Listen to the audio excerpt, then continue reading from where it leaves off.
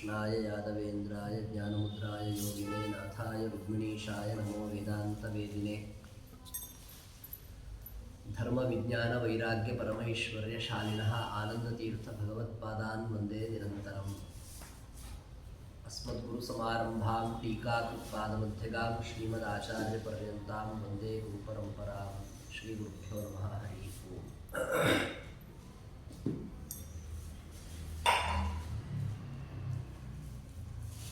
ವಾಯುದೇವರು ಶ್ರೀಹರಿಯ ಆಜ್ಞೆಯಂತೆ ಭೂಮಿಯಲ್ಲಿ ಮಧ್ವರೂಪದಿಂದ ಅವತರಿಸಿ ಸಕಲ ಸಚ್ಚಾಸ್ತ್ರಗಳನ್ನು ವ್ಯಾಖ್ಯಾನ ಮಾಡಿ ಗ್ರಂಥರೂಪದಿಂದ ಅದನ್ನು ಸ್ಥಾಯಿಯಾಗಿ ಇರಿಸಿ ಸಜ್ಜನರಿಗೆ ಅನುಗ್ರಹವನ್ನು ಮಾಡಿ ಸಜ್ಜನರ ಮುಂದೆ ಪ್ರತ್ಯಕ್ಷವಾಗಿದ್ದು ಮಾಡಬೇಕಾದ ಅವತಾರ ಕಾರ್ಯ ಸಮಾಪ್ತವಾದದ್ದರಿಂದ ಅವರಿಗೆ ಅತ್ಯಂತ ಇಷ್ಟವಾದಂತಹ ಬದರಿಕಾಶ್ರಮಕ್ಕೆ ಪ್ರಯಾಣ ಬೆಳೆಸಿದಂತಹ ಒಂದು ಪವಿತ್ರವಾದ ದಿನ ಇವತ್ತು ಮಧ್ವನವಮಿ ಅಂತ ನಾವು ಆಚರಣೆ ಮಾಡ್ತೇವೆ.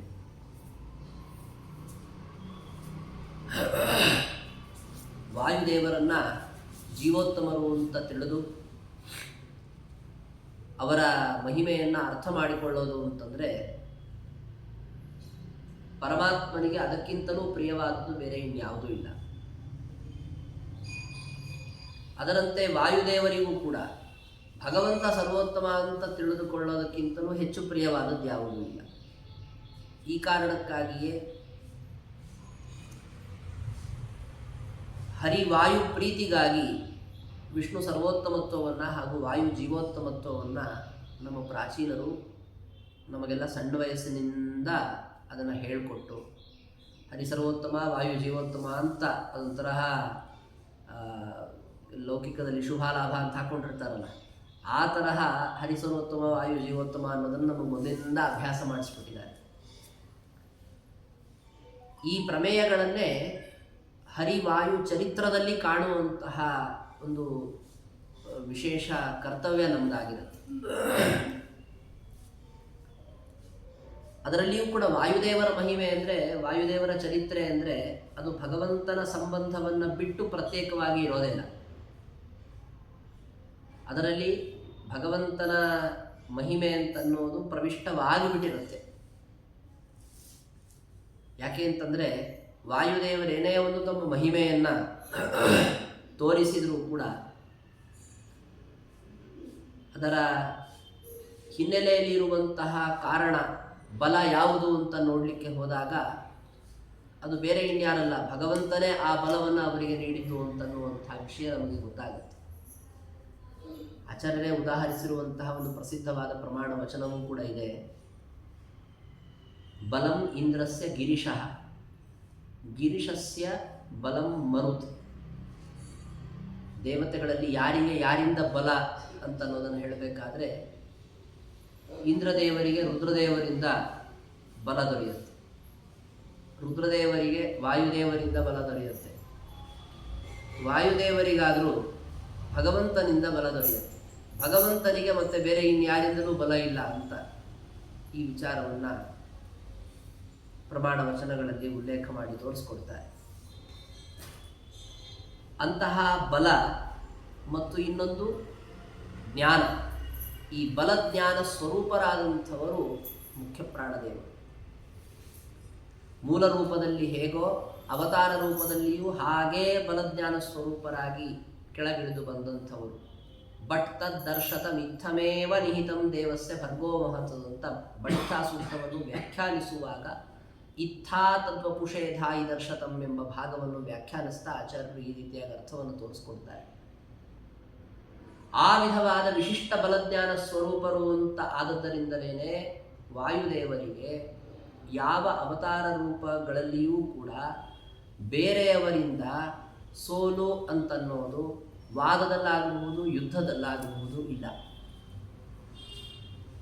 ಮಿತಿಮೀರಿ ತಮ್ಮ ಶಕ್ತಿಯನ್ನು ಪ್ರಯೋಗ ಮಾಡಿ ಬುದ್ಧಿಬಲವನ್ನು ಉಪಯೋಗಿಸಿ ಇವರನ್ನು ಸೋಲಿಸಬೇಕು ಅಂತ ಪ್ರಯತ್ನ ಮಾಡಿದವರೇ ಮೂರು ಅವತಾರಗಳಲ್ಲಿಯೂ ಕೂಡ ಅಸುರರು ನಮಗೆ ಕಂಡು ಬರ್ತಾರೆ.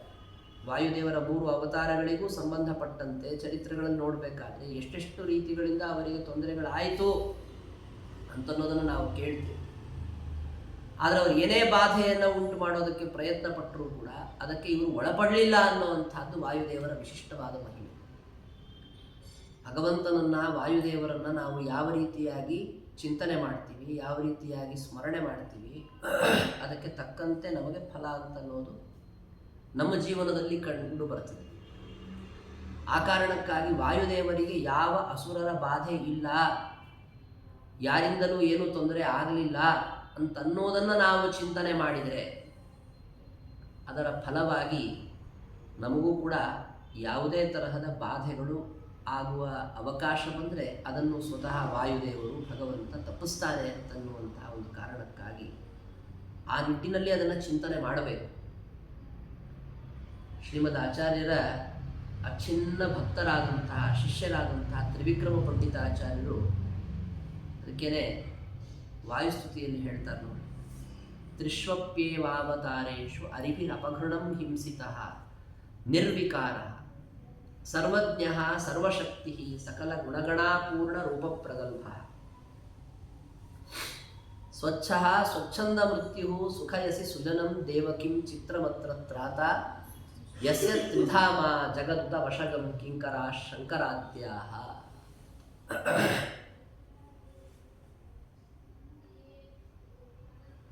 ವಾಯುದೇವರಿಗೆ ಆ ಕಡೆಯಿಂದ ಭಗವಂತನ ಸಂಪೂರ್ಣವಾದ ರಕ್ಷಣೆ, ಮಹಾಲಕ್ಷ್ಮೀ ದೇವಿಯರ ಸಂಪೂರ್ಣವಾದ ಅನುಗ್ರಹ ಮತ್ತುಳಿದಂತೆ ಅವರಕ್ಕಿಂತ ಕೆಳಗಿನವರಾದಂತಹ ಸರಸ್ವತಿ ಭಾರತೀಯರಿಂದ ಹಿಡಿದು ರುದ್ರಾದಿ ಸಕಲ ದೇವತೆಗಳು ಕೂಡ ಕಿಂಕರರಾಗಿದ್ದಾರೆ, ಸೇವಕರಾಗಿ ನಿಂತಿದ್ದಾರೆ. ಅಂತಹ ಆ ವಾಯುದೇವರು ಅಂತಂದರೆ ಅವರನ್ನು ಯಾರು ತಾನೇ ಎದುರು ಹಾಕ್ಕೊಳ್ಳಿಕ್ಕೆ ಸಾಧ್ಯ?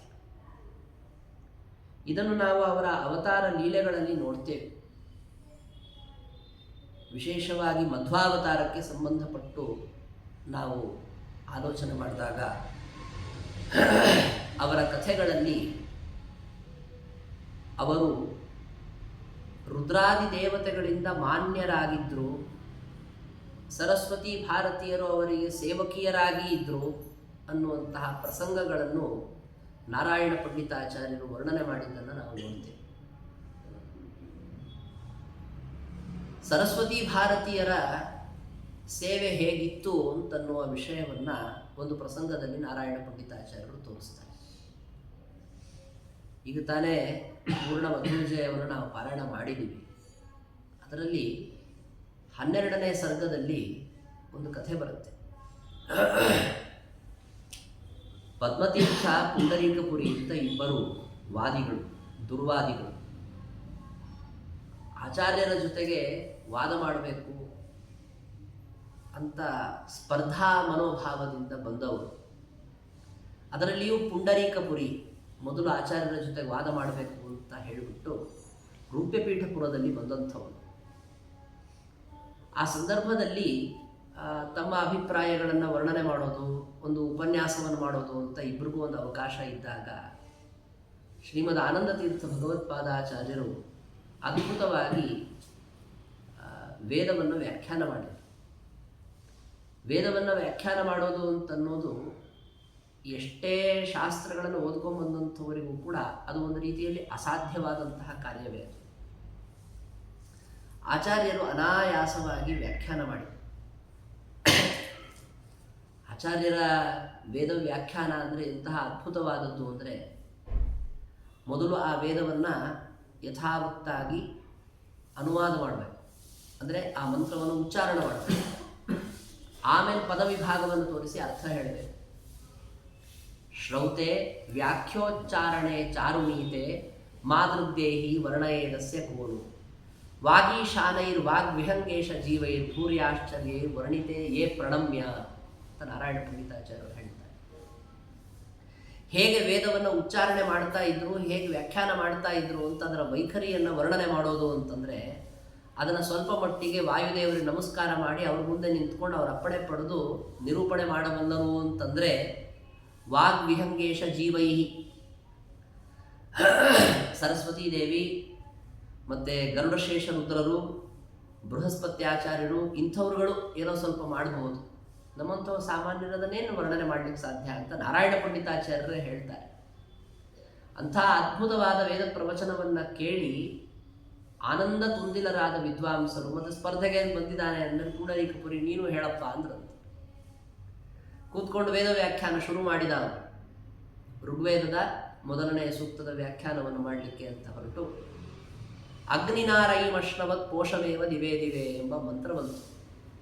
ಈ ಮಂತ್ರವನ್ನು ಹೇಳಿದ. ಈ ಮಂತ್ರದ ಪದವಿಭಾಗ ತೋರ್ಸಕ್ಕೆ ಹೋಗ್ಬಿಟ್ಟು ಅಗ್ನಿ ನಾರ ಅಂತ ಬಿಡಿಸ್ಬಿಟ್ಟ. ಇದೇನು ದೊಡ್ಡ ವಿಷಯ ಅಲ್ಲ, ಏನೋ ತಪ್ಪಿರ್ಬೋದು, ತಿದ್ಕೋಬಹುದು ನೀವು ಅಂತೀರಿ.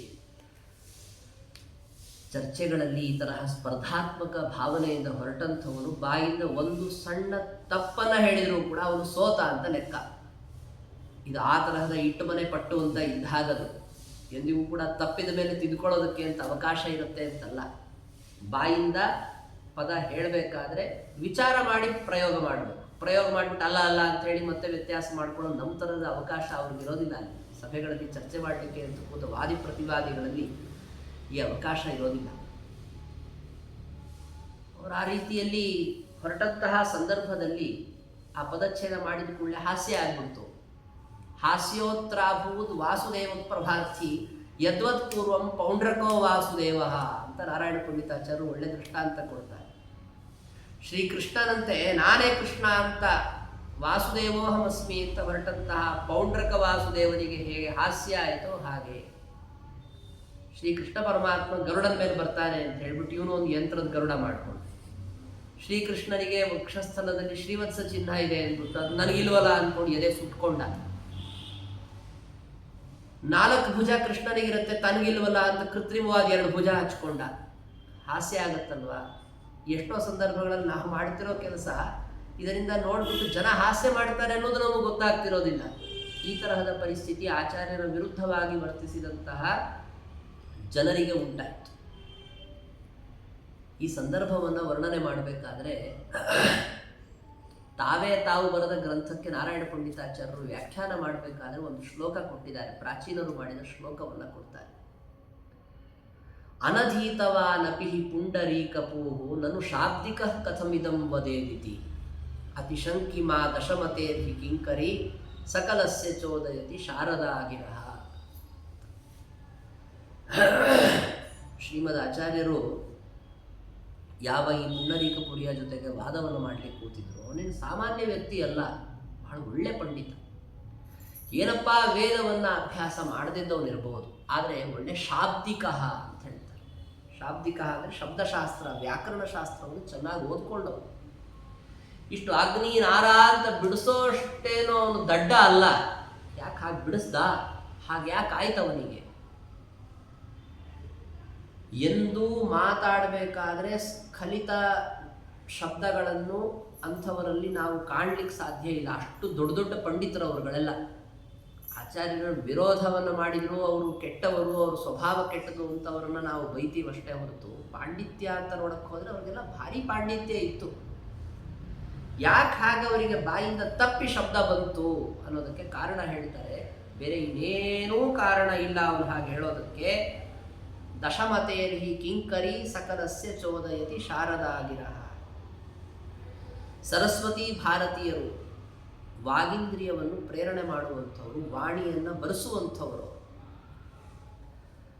ಅವಳು ಈ ಸಂದರ್ಭದಲ್ಲಿ ನಮ್ಮ ಸ್ವಾಮಿಯಾದಂತಹ ಆನಂದ ತೀರ್ಥ ಭಗವತ್ಪಾದರ ಎದುರಿಗೆ ಇವನು ಮಾತಾಡ್ತೀನಿ ಅಂತ ಕೂತಿದಾನಲ್ಲ, ಇವನು ಧೈರ್ಯನ, ಏನು ಯೋಗ್ಯತೆ ಇವನದಿದು ಅಂತನ್ನುವಂತಹ ಆಕ್ಷೇಪದ ಬುದ್ಧಿಯಿಂದ ಇವನಿಗೆ ಸರಿಯಾಗಿ ಬುದ್ಧಿ ಕಲಿಸಬೇಕು ಅಂತಂದರೆ ನಾವು ಈ ಸಂದರ್ಭದಲ್ಲಿ ಅವನ ಮಾತನ್ನು ಎಡವಟ್ಟು ಮಾಡಬೇಕು. ಬಹಳ ಏನು ಎಡವಟ್ಟು ಮಾಡಬೇಕಾದ್ದಿಲ್ಲ. ಒಂದು ಪದ ಹೇಳಬೇಕಾದ್ರೆ ಇದು ಮುಂದೆ ಮಾಡಿದ್ರು ಸಾಕಲ್ಲ, ಮರ್ಯಾದೆ ಹೋಗೋದಕ್ಕೆ ಅವನಿಗೆ.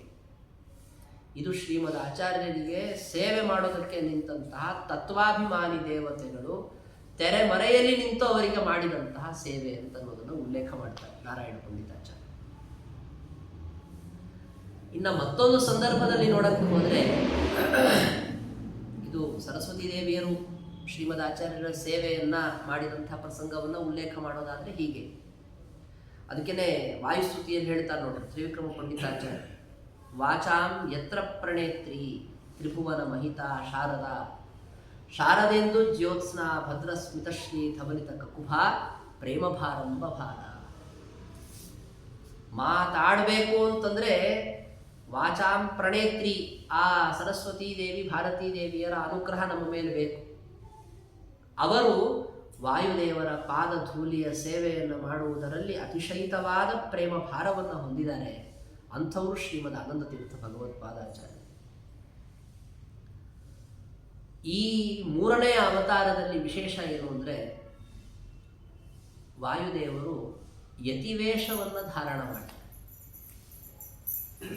ಯತಿವೇಷವನ್ನು ಧಾರಣ ಮಾಡಿದ ಕೂಡಲೇ ದೇವತೆಗಳಿಗೂ ಒಂದು ವಿಶೇಷ ಅನುಕೂಲತೆ ಉಂಟಾದದ್ದೇನಪ್ಪ ಅಂತಂದರೆ, ಅವರಿಗೆ ಬಂದು ಸೇವೆ ಮಾಡೋದಕ್ಕೆ ಯಾವ ಸಂಕೋಚದ ಅವಕಾಶ ಇಲ್ಲ. ಅವರೊಬ್ಬ ಗೃಹಸ್ಥರು ಅಂತಾಗಿಬಿಟ್ರೆ, ಅವರು ಮುಂದೆ ದೇವತೆಗಳು ಯಾರೇ ಬಂದರು ಅಂತಂದರೆ, ಗೃಹಸ್ಥರಾಗಿ ಇವರು ಅವ್ರಿಗೆ ನಮಸ್ಕಾರ ಮಾಡಿದರೆ ಅನಿವಾರ್ಯ ಆಗಿಬಿಡ್ತದೆ ದೇವತೆಗಳಿಗೆ. ಯಾಕೆಂದರೆ ಭಗವಂತ ಆಜ್ಞೆ ಮಾಡಿದಾನಂತೆ ಎಲ್ಲ ದೇವತೆಗಳಿಗೆ, ಪ್ರತ್ಯಕ್ಷೀಭೂತ ದೇವೇಶು ಬಂಧುಜ್ಯೇಷ್ಠೇಶು ವಾ ನತಿ ಮರ್ಯಾದಾ ಸ್ಥಿತಯೇ ಶಾಸತ್ ಭಗವಾನ್ ಪುರುಷೋತ್ತಮ. ಯಾರೇ ದೇವತೆಗಳು ಪ್ರತ್ಯಕ್ಷವಾಗಿ ಬಂದರು ಅಂದರೆ, ನೀವ್ಯಾರು ದೇವತೆಗಳು ಭೂಮಿಯಲ್ಲಿ ಅವತಾರ ಮಾಡಿದವರಿದ್ದರೆ ನಿಮ್ಗಿಂತ ಅವ್ರ ಯೋಗ್ಯತೆಯಲ್ಲಿ ಚಿಕ್ಕವರಿಗೂ ನಮಸ್ಕಾರ ಮಾಡಬೇಕು ಅಂತ ಭಗವಂತ ದೇವತೆಗಳಿಗೆ ಹೇಳಿದ್ದಾರೆ.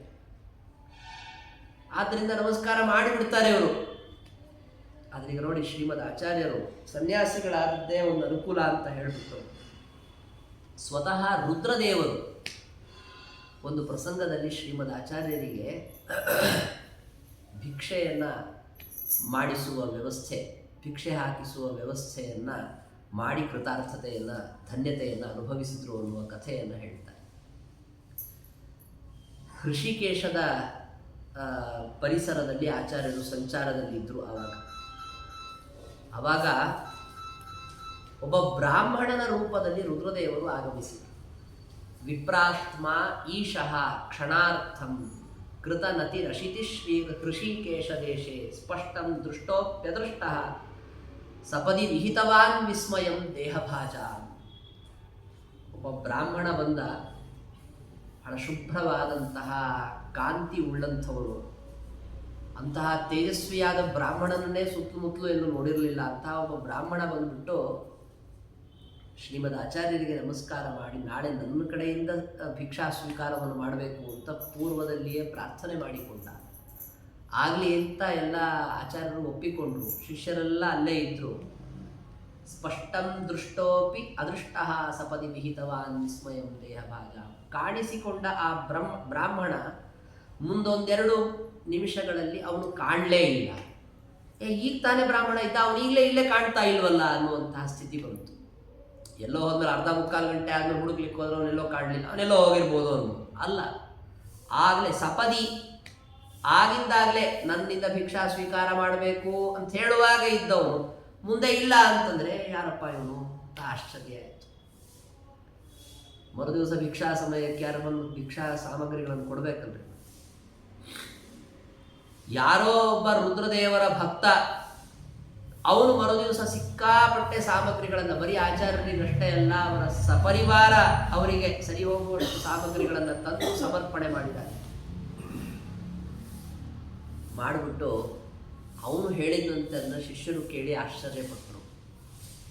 ಸ್ವಪ್ನದಲ್ಲಿ ರುದ್ರದೇವರು ಬಂದು ಅವನಿಗೆ ಹೇಳಿದರು, ಗುರುರ್ ಮಮಾಯಾತಿ ತಮರ್ಚಯೇತಿ. ನನ್ನ ಗುರುಗಳು ಬರ್ತಾ ಇದ್ದಾರೆ ಇಲ್ಲಿ ಇಂಥಲ್ಲಿ, ನೀನು ಹೋಗಿ ಅವರನ್ನು ಪೂಜಿಸು ನನ್ನ ಪರವಾಗಿ. ಅವನಿಗೆ ಯಾರು ಹೇಳ್ತಾ ಇದ್ದಾರೆ ಅಂತ ಪ್ರಶ್ನೆ. ನೋಡಿದರೆ ಆ ರುದ್ರದೇವರ ಚಿಹ್ನಗಳು ಯಾವುದು, ಜಟ, ತ್ರಿಶೂಲ ಮೊದಲಾದ ಚಿಹ್ನಗಳು. ಇದೇನು ಸ್ವಪ್ನದಲ್ಲಿ ಆದಂತಹ ಸೂಚನೆ. ಅವನಿಗೆ ನಂಬಿಕೆ ಬರಲಿಲ್ಲ. ಏನೋ ಹುಚ್ಚುಚ್ಚು ಕನಸು ಅಂದ್ಕೊಂಡ, ಮತ್ತೆ ಮಲ್ಕೊಂಡ. ಯಾಕೆಂದ್ರೆ ನಮ್ಮ ರುದ್ರದೇವರಿಗೆ ಇದ್ಯಾರು ಈ ತರಹ ಹೇಳುವರಿದ್ದಾರೆ. ಎರಡನೇ ಬಾರಿಯೂ ಮತ್ತು ಅದೇ ವಿಧವಾಗಿಯೇ ಸ್ವಪ್ನ ಬಂತು. ಮೂರನೇ ಬಾರಿಯೂ ಹಾಗೆ ಸ್ವಪ್ನ ಬಂತು ಅಂತ ಆದಮೇಲೆ ಸ್ವಲ್ಪ ಎಚ್ಚೆತ್ಕೊಂಡು ಯಾಕೆ ಬೇಕು ಅಂದ್ಬಿಟ್ಟು ಆಚಾರ್ಯರಿಗೆ ತಂದು ಅದನ್ನೆಲ್ಲ ಸಮರ್ಪಣೆ ಮಾಡಿಬಿಟ್ಟು ನಮ್ಮ ರುದ್ರದೇವರು ಹೇಳಿ ಕಳಿಸಿದ್ದಾರೆ ಇದನ್ನೆಲ್ಲ ನೀವು ಕೊಡಬೇಕು ಅಂತ ಹೇಳಿದಾಗ ಶಿಷ್ಯರಿಗೋ ನಿನ್ನೆ ಬಂದು ಹೇಳದಂಥವ್ರು ರುದ್ರದೇವರು ಅನ್ನುವಂಥ ಪರಿಜ್ಞಾನವಾಯಿತು. ಮತ್ತೊಂದು ಪ್ರಸಂಗವನ್ನು ಹೇಳ್ತಾರೆ. ದೆಹಲಿಯ ಪ್ರದೇಶದಲ್ಲಿ ಶ್ರೀಮದ್ ಆಚಾರ್ಯರು ಇದ್ದಂತಹ ಸಂದರ್ಭ. ಅದರಲ್ಲಿ ದೆಹಲಿಯ ಸ್ವಲ್ಪ ದೂರದಲ್ಲಿ ಏನು ಗಂಗಾ ನದಿ ಹರಿಯುತ್ತದೆ, ಅದರ ಹತ್ತಿರದಲ್ಲೆಲ್ಲೋ ಒಂದು ಕಡೆಗೆ ಮಠದ ವ್ಯವಸ್ಥೆ ಮಾಡಿಕೊಂಡು ಅಲ್ಲೇ ಇರಬಹುದಿತ್ತು ಅಲ್ವಾ ಆಚಾರ್ಯರು. ಆದರೆ ಮಠಾಂತರೇನಂತ ಗುಣಾಂತರಸ್ಸನ್ ಏಕಾಂತ ದೇಶೇ ಸರಿತಃ ಅಸಮೀಪೆ, ನದಿಯ ದೂರದಲ್ಲಿ ಆಚಾರ್ಯರು ವಾಸ ಮಾಡಿದರು. ಏಕಾಂತದ ದೃಷ್ಟಿಯಿಂದಲೋ ಅಥವಾ ಮತ್ತಿನ್ಯಾವುದೇ ಅವರ ಅಭಿಪ್ರಾಯ ವಿಶೇಷದಿಂದ ಅವರಲ್ಲಿ ವಾಸ ಮಾಡಿಕೊಂಡಿದ್ದರು. ಆಚಾರ್ಯರು ಅಲ್ಲಿ ವಾಸ ಮಾಡಿದರೆ ತೀರಾ ದಕ್ಷಿಣ ಭಾರತದಲ್ಲಿ ಆಚಾರ್ಯರು ಇದ್ದು ಉತ್ತರ ಭಾರತದಲ್ಲಿ ಗಂಗೆ ಹರಿಯುತ್ತದೆ ಅಂತಂದರೆ ಏನೋ ಆಯ್ತಪ್ಪ ಹೋಗ್ಲಿ ಅನ್ಬೋದು. ಗಂಗಾದೇವಿಗೆ ಚಿಂತೆ ಆಯ್ತು. ಅಂದರೆ ಇಷ್ಟು ಹತ್ತಿರ ಇದೆ ಗಂಗಾ ನದಿ, ಅಲ್ಲಿ ಅವ್ರು ಕೂತ್ಕೊಳ್ಳೋದು ಬಿಟ್ಟು ಬೇರೆ ಇನ್ನೆಲ್ಲೋ ಹೋಗ್ಬಿಟ್ಟು ಅವ್ರು ಚಾತುರ್ಮಾಸ್ಯಕ್ಕೆ ಕೂತ್ಕೊಳ್ಳೋದು ಅಥವಾ ಅವ್ರು ವಾಸ ಮಾಡೋದು ಅಂತಂದರೆ ಅವಳಿಗೆ ಇಷ್ಟು ಹತ್ತಿರ ಇದ್ದು ನಾನು ಹೋಗಲಿಲ್ಲ ಅಂತಂದರೆ ಹೇಗೆ? ಅವ್ರು ನನ್ನ ಹತ್ರ ಬರೋದ್ರ ಅವಶ್ಯಕತೆ ಅವರಿಗಿಲ್ಲ, ಆದರೆ ನಾನು ಹೋಗಲಿಲ್ಲ ಅಂತಂದರೆ ಹೇಗೆ ಅಂದ್ಬಿಟ್ಟು ಆಚಾರ್ಯರಿದ್ದಲ್ಲಿಗೆ ಭೂಮಿಯನ್ನು ಸೀಳಿಕೊಂಡು ತಾನೇ ಶಾಖಾ ವಿಶೇಷದಿಂದ ಗಂಗೆ ಉದ್ಭೂತಳಾಗಿ ಆಚಾರ್ಯರ ಸೇವೆಯನ್ನು ಮಾಡಿ ಭಿತ್ವಾ ಭುವಂ ದೇವನದಿ ಜಗಾಮ ಶಾಖಾ ವಿಶೇಷೇಣ ನಿಷೇವಿತುಂತಂ ವಾಣೀಚ ಯತ್ ಪ್ರೇಷ್ಯತೆಯ ಕೃತಾರ್ಥ ಶಿವಾದಿವಂದ್ಯಾನ ತದತ್ರ ಚಿತ್ರಂ. ಅವಳು ಬಂದು ಆಚಾರ್ಯರಿಗೆ ದೂರದಿಂದ ಮೂರ್ತಿಮಂತಳಾಗಿ ಬಂದು ನಮಸ್ಕಾರ ಮಾಡಿ, ಏನೋ ನದಿ ಹಿಂಗೇನೋ ಹುಕ್ಕಂತ ಹೀಗೆ ಅದು ಚಿಲ್ಮೆ ಬಂದಾಗ ಬಂದ್ಬಿಡ್ತು ಅಂತ ಅಷ್ಟೇ ಅಲ್ಲ, ಅವಳು ಮೂರ್ತಿಮಂತಳಾಗಿ ಬಂದು ಗಂಗೆ ದೂರದಿಂದ ನಮಸ್ಕಾರ ಮಾಡಿದ್ದು. ಶಿಷ್ಯರಿಗೆಲ್ಲ ಆಶ್ಚರ್ಯ, ಇವಳು ಯಾರಪ್ಪ? ದೊಡ್ಡವರ ಮಾರ್ಗದರ್ಶನದಿಂದ ಮತ್ತು ಹಾಗೆ ಅಲ್ಲಿ ಬಂದಿರುವಂತಹ ಗಂಗೆಯ ಒಂದು ಶಾಖಾ ವಿಶೇಷದ ಆಧಾರದಲ್ಲಿ ಇವಳು ಗಂಗೆ ಬಂದು ಆಚಾರ್ಯರಿಗೆ ನಮಿಸಿದಳು ಅಂತನ್ನುವುದನ್ನು ಚಿಂತನೆ ಮಾಡಿದರು ಶಿಷ್ಯರು. ಅದೇನು ಆಶ್ಚರ್ಯ ಅಲ್ಲ ಅಂತಾರೆ ನಾರಾಯಣ ಪಂಡಿತಾಚಾರ್ಯರು. ಯಾಕೆ ಅಂತಂದರೆ ಯಾವ ಆಚಾರ್ಯರ ಸೇವೆಯನ್ನು ಮಾಡುವುದಕ್ಕೆ ಸೇವಕಿಯಾಗಿ ಭಾರತೀದೇವಿ ತನ್ನನ್ನು ಧನ್ಯ ಅಂತ ತಿಳಿದುಕೊಂಡಿದ್ದಾಳೆ, ರುದ್ರಾದಿ ದೇವತೆಗಳಿಂದ ನಮಸ್ಕೃತಳಾದವಳವಳು, ಅವಳು ಇವರ ಸೇವಕಿಯಾದರೆ ಇದು ನಾನು ಧನ್ಯ ಅಂತ ಭಾವಿಸ್ತಾಳೆ ಅಂತಂದರೆ ಸ್ವತಃ ಗಂಗಾ ನದಿ ಬರೋದೇನು ಆಶ್ಚರ್ಯ ಅಲ್ಲ. ಸ್ವತಃ ಗಂಗಾ ನದಿಗೆ ಹೋಗುವ ಅವಶ್ಯಕತೆಯೇ ಇಲ್ಲ ಆಚಾರ್ಯರ ಸಂಪರ್ಕದಲ್ಲಿ ಯಾರಾದರೂ ಇದ್ದರೆ. ನಾರಾಯಣ ಪಂಡಿತಾಚಾರ್ಯರ ತಂದೆ ತ್ರಿವಿಕ್ರಮ ಪಂಡಿತಾಚಾರ್ಯರು ವಾಯುಸ್ತುತಿಯಲ್ಲಿ ಕೊನೆಗೆ ಹೇಳ್ತಾರೆ ನೋಡಿ, ಮಂದಾಕಿನಿ ಸತ್ ಸರಿದ ಅಮಲ ಜಲಾಸೇಕ ಸಾಧಿಕ್ಯ ಸಂಗಮ್ ಅಂತ ಆಚಾರ್ಯರಿಗೆ ಕೊಟ್ಟ ವಿಶೇಷಣ. ಮಂದಾಕಿನಿಯಲ್ಲಿ ಹೋಗಿ ನೀವು ಅವಗಾಹನವನ್ನು ಮಾಡಿ ಅಲ್ಲೇ ಅದರ ಸನ್ನಿಧಾನದಲ್ಲಿಯೇ ಯಾವಾಗಲೂ ಇದ್ದರೆ ನಿಮಗೇನು ಫಲ ಸಿಗಬೇಕೋ ಅದಕ್ಕಿಂತಲೂ ಅಧಿಕವಾದಂತಹ ಫಲ ಶ್ರೀಮದ್ ಆಚಾರ್ಯರ ಜೊತೆಗೆ ಸಂಪರ್ಕದಲ್ಲಿದ್ದರೆ ಬರುತ್ತೆ. ಅವರ ಸಂಪರ್ಕ ಅಂತಂದರೆ ಇವತ್ತಿಗೆ ನಮಗೆ ಅವರ ಸರ್ವಮೂಲ ಗ್ರಂಥಗಳ ಅಧ್ಯಯನವೇ ಅವರ ಜೊತೆಗೆ ನಾವಿಟ್ಟುಕೊಳ್ಳುವಂತಹ ಸಂಪರ್ಕ.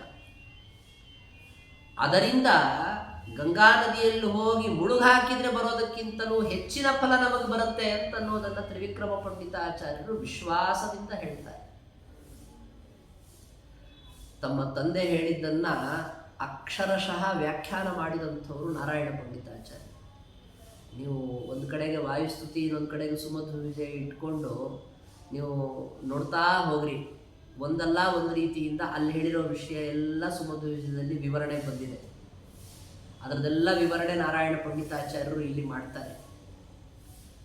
13ನೇ ಸರ್ಗದಲ್ಲಿ ಒಂದು ಕಡೆಗೆ ಒಂದು 4-6 ಶ್ಲೋಕಗಳಲ್ಲಿ ಶ್ರೀಮದ್ ಆಚಾರ್ಯರನ್ನ ಗಂಗಾ ನದಿಯ ಪ್ರವಾಹಕ್ಕೆ ಹೋಲಿಸಿ ಬಹಳ ಚೆನ್ನಾಗಿ ವರ್ಣನೆ ಮಾಡ್ತಾರೆ ಕಾವ್ಯದ ಶೈಲಿಯಲ್ಲಿ. ನೋಡಿ, ಗಂಗಾ ನದಿ ಹೇಗಿದೆಯೋ ಆಚಾರ್ಯರು ಅದೇ ಥರ ಇದೆ. ಗಂಗಾ ನದಿ ತನಕ ಯಾಕೆ ಹೋಗ್ತೀರಿ, ಆಚಾರ್ಯರ ಹತ್ರ ಹೋಗ್ರಿ ಅನ್ನುವ ಒಂದು ಭಾವನೆಯನ್ನು ಸಜ್ಜನರಿಗೆ ಮೂಡಿಸೋದಕ್ಕಾಗಿ ಈ ವಿಧವಾದಂತಹ ವರ್ಣನೆಯನ್ನು ನಾರಾಯಣ ಪಂಡಿತಾಚಾರ್ಯರು ಮಾಡ್ತಾರೆ. ಆವಾಗ ನಮಗೆ ಮನವರಿಕೆ ಆಗುತ್ತೆ, ಹೌದಪ್ಪ, ಆಚಾರ್ಯರ ಸಂಪರ್ಕದಲ್ಲಿ ಇದ್ದರೆ ಗಂಗಾ ನದಿಯಕ್ಕಿಂತಲೂ ಅದರ ಸಂಪರ್ಕದಕ್ಕಿಂತಲೂ ಹೆಚ್ಚಿನ ಫಲ ನಮಗೆ ಸಿಗತ್ತೆ. ನಾರಾಯಣ ಪಂಡಿತಾಚಾರ್ಯ ಹೇಳುವ ಮಾತು, ಅಶುಭಾನ್ ಅಪಹಾಯ ಮಾಯಿ ಜುಷ್ಟಾನ್ ಅಧಮಾದ್ರಿ ನಿವ ಗೋತ್ರ ನಿಮ್ನ ಗೌಖೈ ಸುಜನೈಸ್ತರಸಾಪಿ ಗಮ್ಯಮಾನಃ ಪರಮ ಸ್ನೇಹತಯಾ ಕ್ರಮ ಪ್ರಸನ್ನೈ. ಗಂಗಾ ನದಿ ಅಂದರೆ ಹೇಗೆ ಗೊತ್ತಾ, ಅದು ಹಿಮವತೋ ಗಂಗಾ ಪ್ರಭವತಿ ಅಂತ ಹೇಳ್ತಾರೆ. ಹಿಮಾಲಯದಿಂದ ಗಂಗೆ ಮೊದಲು ಕಾಣಿಸಿಕೊಂತು ನಮಗೆ. ಅದು ಮುಂದೆ ಮುಂದೆ ಬರುವಷ್ಟರಲ್ಲಿ ಮಧ್ಯದಲ್ಲಿ ಎತ್ತರವಾಗಿರುವ ಬೆಟ್ಟಗಳಿಂದ ಯಾವ್ಯಾವುದೋ ಸಣ್ಣ ಸಣ್ಣ ನದಿಗಳು ಹರ್ಕೊಂಡು ಬಂದು ಗಂಗೆಗೆ ಸೇರ್ಕೊಳ್ಳೋದು. ಇದನ್ನು ನಾವು ನೋಡ್ತೀವಿ. ಅಂದರೆ ಗಂಗೆಗೆ ಬಂದು ಆ ಉಪನದಿಗಳೆಲ್ಲ ಸೇರಿಕೊಳ್ಳುವಾಗ ತಾವು ಹುಟ್ಟಿದ, ತಾವು ಅವಲಂಬಿಸಿದ ಎತ್ತರ ಪರ್ವತಗಳನ್ನು ಕೂಡ ಬಿಟ್ಟು ಬಂದು ಗಂಗೆಗೆ ಸೇರಿಕೊಂಡಂತ. ಹಾಗೆ ಸಜ್ಜನರು ಅಂತ ಯಾರ್ಯಾರಿದ್ರಲ್ಲ ಅವರೆಲ್ಲ ತುಂಬ ಎತ್ತರದ ಪ್ರಸಿದ್ಧಿ ಇರುವಂತಹ, ತಾವು ಹುಟ್ಟಿ ಬೆಳೆದಂತಹ, ಯಾವ್ಯಾವುದೋ ಅನೇಕ ಜನ ದುಷ್ಟರು ವಾಸ ಮಾಡಿಕೊಂಡಿರುವಂತಹ ಪರಿಸರವನ್ನು ಬಿಟ್ಟು, ಅದು ಎತ್ತರ ಪರಿಸರ ಬಿಟ್ಟು ಬಂದು ಆಚಾರ್ಯರಲ್ಲಿ ಸೇರಿಕೊಂಡರು. ಪ್ರಾರಂಭದಲ್ಲಿ ಸೇರಿಕೊಳ್ಳುವಾಗ, ಅಲ್ಲಿಂದ ಬರುವಾಗ ನೋಡಿ, ಆ ನದಿಗಳಲ್ಲಿಂದ ಮೇಲಿಂದ ಹರ್ಕೊಂಡ್ಬರುತ್ತಲ್ಲ, ಮಣ್ಣಿನಿಂದ ಮಿಶ್ರಿತವಾಗಿರುವ ಬೆಟ್ಟದ ಪ್ರದೇಶಗಳಲ್ಲಿ ಹಾದು ಬಂದಾಗ ಮಣ್ಣುಮಯವಾದ ನೀರಿದ್ದ ಹಾಗಿರ್ತದೆ. ಆದರೆ ಯಾವಾಗ ಆ ಎಲ್ಲ ಸಜ್ಜನರು ಬಂದು ಆಚಾರ್ಯರಲ್ಲಿ ಸೇರಿಕೊಂಡ್ರು, ಅಂದರೆ ಗಂಗಾ ಪ್ರವಾಹದಲ್ಲಿ ಅವರು ಸೇರಿಕೊಂಡ್ರು, ಕ್ರಮವಾಗಿ ಪ್ರಸನ್ನತೆಯನ್ನು ಪಡೆದುಕೊಂಡ್ರು.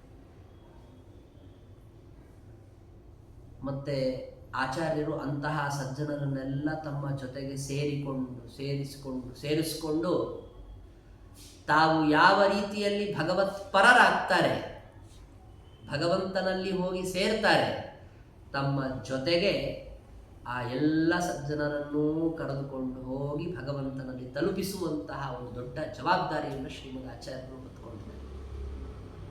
ಅದಕ್ಕೆ ಉಪನಿಷತ್ತಿನಲ್ಲಿ ಹೇಳ್ತಾರೆ, ಸ ಏನಾನ್ ಬ್ರಹ್ಮ ಗಮಯತಿ. ಜ್ಞಾನಿಗಳು ಯಾರೇ ಈ ದೇಹದಿಂದ ಉತ್ಕ್ರಾಂತರಾದರು ಮಾಡಿದ್ರು, ಅವರೆಲ್ಲ ಪರಬ್ರಹ್ಮನನ್ನು ಹೊಂದಬೇಕು ಅಂದರೆ ಒಂದು ಹಂತದ ತನಕ ಹೋದ ಮೇಲೆ ಕೊನೆಗೆ ಪರಬ್ರಹ್ಮನನ್ನು ಮುಟ್ಟಬೇಕು ಅಂತಂದರೆ, ಅವನನ್ನು ತಲುಪಬೇಕು ಅಂದರೆ ವಾಯುದೇವರೇ ಅವರನ್ನು ಕರ್ಕೊಂಡು ಹೋಗಿ ತಲುಪಿಸ್ಲಿಕ್ಕೆ ಸಾಧ್ಯ.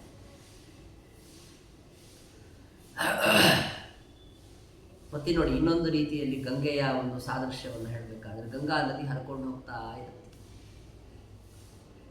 ಯಾವುದು ಬಾಗುವುದಿಲ್ಲ ಅಂತಹ ಮರಗಳನ್ನು ತನ್ನ ವೇಗದಿಂದ ಕಿತ್ತಿ ಮುರಿದುಹಾಕಿ ಅದನ್ನು ಕೊಚ್ಕೊಂಡು ಹೋಗುವಂತೆ ಮಾಡಿ, ತನ್ನ ದಾರಿಗೆ ಯಾರು ಅಡ್ಡ ಬರದೇ ಇರುವಂತೆ ಗಂಗಾ ನದಿ ಪ್ರವಾಹ ಹೋಗ್ತಾ ಇರುತ್ತೆ. ಆದರೆ ಯಾವುದಾದ್ರೂ ಮೃದುವಾದ ಗಿಡಗಳಿದ್ರೆ, ಒಳ್ಳೆ ಹೂವು ಹಣ್ಣುಗಳು ಬಿಟ್ಟಿರುವಂತಹ ಒಂದು ಸ್ವಭಾವವಿರುವಂತಹ ವೃಕ್ಷಗಳಿದ್ರೆ, ಅದನ್ನು ಬಾಗಿಸಿ ಹಾಗೆ ಮುಂದೆ ಹೊರಟೋಗುತ್ತೆ, ಮುರಿದು ಹಾಕೋದಿಲ್ಲ. ಹಾಗೆ ಆಚಾರ್ಯರು ಕೂಡ ಸುಮನ ಫಲ ಶೋಭಿನೋತ್ರ ಪುಂಸೋ ನಮಯನ್ ಗೋಭಿರನೋಕಃ ನಿವೋಚ್ಚಾನ್ ಅಪಿ ಭಂಗಮುಪಾನಯನ್ ಅನಮ್ರಾನ್ ದೃಢಭಾವಾನ್ ಅಪರಾನ್ ಅವಾರ್ಯ ವೀರ್ಯ. ಆಚಾರ್ಯರು ಏನು ಮಾಡ್ತಾ ಇದ್ರು, ತಮ್ಮ ಸಂಪರ್ಕಕ್ಕೆ ಬಂದವರು ಕೆಲವರು ತುಂಬ ದುರಾಗ್ರಹದಿಂದ ಕೂಡಿದವರಿದ್ದರೆ ಅವರನ್ನು ಭಂಗಗೊಳಿಸಿ ತಮ್ಮ ದಾರಿಗೆ ಅವರು ಅಡ್ಡ ಬಂದಿರಬಾರ್ದು ಹಾಗೆ ಮುಂದೆ ಹೋಗ್ತಾ, ಯಾರು ಸಾತ್ವಿಕ ಸ್ವಭಾವದವರು ಸಜ್ಜನರಿದ್ರೋ ಅವರನ್ನು ತಮಗೆ ಬಾಗುವಂತೆ ಮಾಡ್ತಾ ಅವರನ್ನು ಅನುಗ್ರಹಿಸ್ತಾ ಆಚಾರ್ಯರು ಮುಂದೆ ಸಾಗ್ತಾರೆ. ಇದೇ ರೀತಿಯಲ್ಲಿ ಗಂಗಾ ನದಿಯಲ್ಲಿ ಇನ್ನೊಂದು ಗುಣ ಇದೆ. ಏನು? ಸಜ್ಜನರು ಯಾರೇ ಇದ್ದರೂ ಅವರಿಗೆ ಗಂಗಾ ನದಿ ಅಂತ ಒಂದು ಪವಿತ್ರವಾದಂತಹದ್ದು ತೀರ್ಥ ಇದೆ ಅಂತ ಗೊತ್ತು. ಆದರೆ ಎಲ್ಲ ಸಜ್ಜನರು ಗಂಗಾ ನದಿಯ ತೀರದಲ್ಲಿಯೇ ಜನ್ಮವನ್ನು ತಾಳಿರಬೇಕು ಅಂತ ಇಲ್ವಲ್ಲ. ಎಲ್ಲೋ ದೂರ ದೂರದ ಪ್ರದೇಶಗಳಲ್ಲಿ ಜನ್ಮವನ್ನು ತಾಳಿದವರು ಇರ್ತಾರೆ.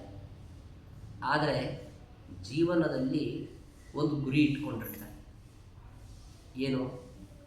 ನಾವು ಒಂದ್ಸರಿ ಹೋಗ್ಬಿಟ್ಟು ಗಂಗಾ ನದಿಯನ್ನು ಕಾಣಬೇಕಪ್ಪ. ಹಾಗೆ ಪುರುಷೈ ದೂರಭುವಶ್ಚ ಗಮ್ಯಮಾನ. ಶ್ರೀಮದ್ ಆಚಾರ್ಯರು ಎಲ್ಲೇ ಇದ್ರೂ ಕೂಡ ಅವರನ್ನು ಕಾಣಬೇಕು, ಭೇಟಿ ಮಾಡಬೇಕು ಅಂಥೇಳಿ ಎಷ್ಟೆಷ್ಟೋ ದೂರ ದೂರದ ಪ್ರದೇಶಗಳಿಂದ ಸಜ್ಜನರು ಬರ್ತಾ ಇದ್ರು. 14ನೇ ಸರ್ಗದಲ್ಲಿ ನಾರಾಯಣ ಪಂಡಿತಾಚಾರ್ಯರು ಇದನ್ನು ವರ್ಣನೆ ಮಾಡ್ತಾರೆ. ಆಚಾರ್ಯರು ಜಯಸಿಂಹರಾಜನ ಅಪೇಕ್ಷೆಯಂತೆ ಬಂದು ವಿಷ್ಣು ಮಂಗಲದ ಪ್ರದೇಶದಲ್ಲಿ, ಸುತ್ತಮುತ್ತಲ ಪ್ರದೇಶದಲ್ಲಿ ಸುಮಾರು ದಿವಸಗಳ ಕಾಲ ವಾಸ ಮಾಡಿಕೊಂಡಿದ್ರು. ಆವಾಗ ಆಚಾರ್ಯರನ್ನು ಕಾಣಬೇಕು ಅನ್ನುವ ಉದ್ದೇಶದಿಂದಲೇ ತುಂಬ ದೂರ ದೂರದಿಂದ ಜನ ಬಂದಿರ್ತಾ ಇದ್ರು. ಬರುವಾಗ ಅವರಿಗೇನು ಅಂದರೆ, ಅವ್ರ ಪ್ರೇರಣೆ ಏನು? ಯಾರೋ ಹೋಗಿ ಬಂದವರು, ಅಂತಹ ಅದ್ಭುತವಾದ ವ್ಯಕ್ತಿ ನೀವು ನೋಡಲೇಬೇಕು ಅಂತ ಹೇಳಿದ್ದಕ್ಕೆ ನೋಡಬೇಕು ಅಂತ ಆಸೆ ಇಟ್ಟುಕೊಂಡು ಬಂದಂಥವ್ರು ಆ ಜನ. ಆದರೆ ಅವರು ಬಂದಾಗ ಅವರಿಗಾದ ಅನುಭವ ಏನು?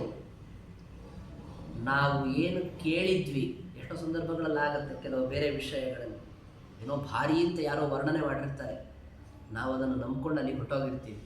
ನೋಡಿದರೆ ಅಂಥದ್ದೇನು ಅವರು ವರ್ಣನೆ ಮಾಡಿದಂಥದ್ದೇನಿಲ್ಲ, ಪರವಾಗಿಲ್ಲ, ಒಂದ್ಸರಿ ಹೋಗಿ ಬರೋದು ಕಡ್ಡಿ ಇಲ್ಲ ಅಂತ ಹೀಗೆ ಭಾವನೆಗಳು ಬರುತ್ತೆ ನಮ್ಗೆ ಎಷ್ಟೋ ಪದಾರ್ಥಗಳ ಬಗ್ಗೆ. ಆದರೆ ಶ್ರೀಮದ್ ಆಚಾರ್ಯರ ವ್ಯಕ್ತಿತ್ವ ಎಷ್ಟು ದೊಡ್ಡದು ಅಂತಂದರೆ, ಯಾರು ಬರ್ತಿದ್ರಲ್ಲ ಆ ತರಹ ಇನ್ನೊಬ್ಬರ ಮಾತು ಕೇಳೇ ಒಂದ್ಸರಿ ಹೋಗಿ ಬರಬೇಕಪ್ಪ ಅಂತ ಬರ್ತಿದ್ರಲ್ಲ, ಅವರಿಗೆ ಬಂದವರಿಗೆ ಹೇಗೆ ಅನುಭವ ಬರ್ತಿತ್ತು? ಶತಗುಣ ಗುಣಮೇನಂ ವಿಸ್ಮಿತ ವೀಕ್ಷಮಾಣ ಮುಕುಲಿತ ಕರಪದ್ಮ ಆಸ್ಯತಾ ಮಿತ್ಯವಾಪ್ತ ಪ್ರಚುರತ ಹೃದ ಸಂಭಾವಯಾಂಚಕ್ರಿರೇಣ್ಯೇ. ನಾವು ಏನು ಕೇಳಿದ್ವಿ ಅದಕ್ಕಿಂತ 100 ಪಟ್ಟು ಅಂತ ಅವರ ಒಂದು ಆ ತಾತ್ಕಾಲಿಕವಾದ ಭಾವನೆ ಹೇಳಿದ್ದು. ಬರೀ 100 ಪಟ್ಟು ಅಂದ್ಕೊಂಡ್ಬಿಡಬೇಡಿ. ಮತ್ತೆ ಅವ್ರು ಕೇಳಿದ್ದೇ ಬಹಳ ಕಡಿಮೆ ಇರುತ್ತೆ, ಅದಕ್ಕಿಂತ 100 ಪಟ್ಟು ಅಂದರೆ ಇನ್ನೂ ಎಷ್ಟು ಕಡಿಮೆ ಆಗತ್ತೆ ವಿಚಾರ ಮಾಡಿ. ಆದರೂ ಅವರು ತತ್ಕಾಲದಲ್ಲಿ ಅಂದ್ಕೊಂಡಿರುವಂಥದ್ದು 100 ಪಟ್ಟು ಅಂತಷ್ಟೇ ಅರ್ಥ. ಅದಕ್ಕೆ ಬಹಳಷ್ಟು ಹೆಚ್ಚು ಗುಣಗಳು ಇವರಲ್ಲಿದೆ ಅಂತನ್ನುವಂತಹ ಭಾವನೆ ಸಾಮಾನ್ಯ ಜನರಿಗೆ ಬಂತು. ಅವರಲ್ಲೇನು ನಿಜವಾದ ಗುಣ ಇದೆ ಅದನ್ನು ಸ್ವತಃ ಅವರೇ ತಮ್ಮ ಬಾಯಿಂದ ತಾವು ಹೇಳ್ಕೊಳ್ಳೋದಿಲ್ಲ. ವಾಯುದೇವರು ಶ್ರೀಕೃಷ್ಣ ಹೇಳಿದಂಥ ಒಂದು ಪ್ರಸಿದ್ಧವಾದ ಮಾತಿದೆ ನೋಡಿ, ಏನು? ಭೀಮಸೇನನಿಗೆ ಕೃಷ್ಣ ಹೇಳಿದಂಥದ್ದು. ಭೀಮಸೇನ ಒಂದು ಪ್ರಸಂಗದಲ್ಲಿ ಮಹಾಭಾರತ ಯುದ್ಧ ಮಾಡಬೇಕು ಅಂತ ಬಂದಾಗ ಬೇಡ ಅಂತ ಹೇಳಿದ್ದು. ಎಲ್ಲರೂ ಮಾಡಬೇಕು ಅಂತ 3-4 ಜನ ಹೇಳ್ತಾ ಇದ್ರೆ ಬೇಡ ಅಂದ. ಯಾಕೆ ಸುಮ್ಮನೆ ಇವ್ರ ಜೊತೆ ಜಗಳ ಆಡಬೇಕು, ಬಿಟ್ಬಿಡೋಣ.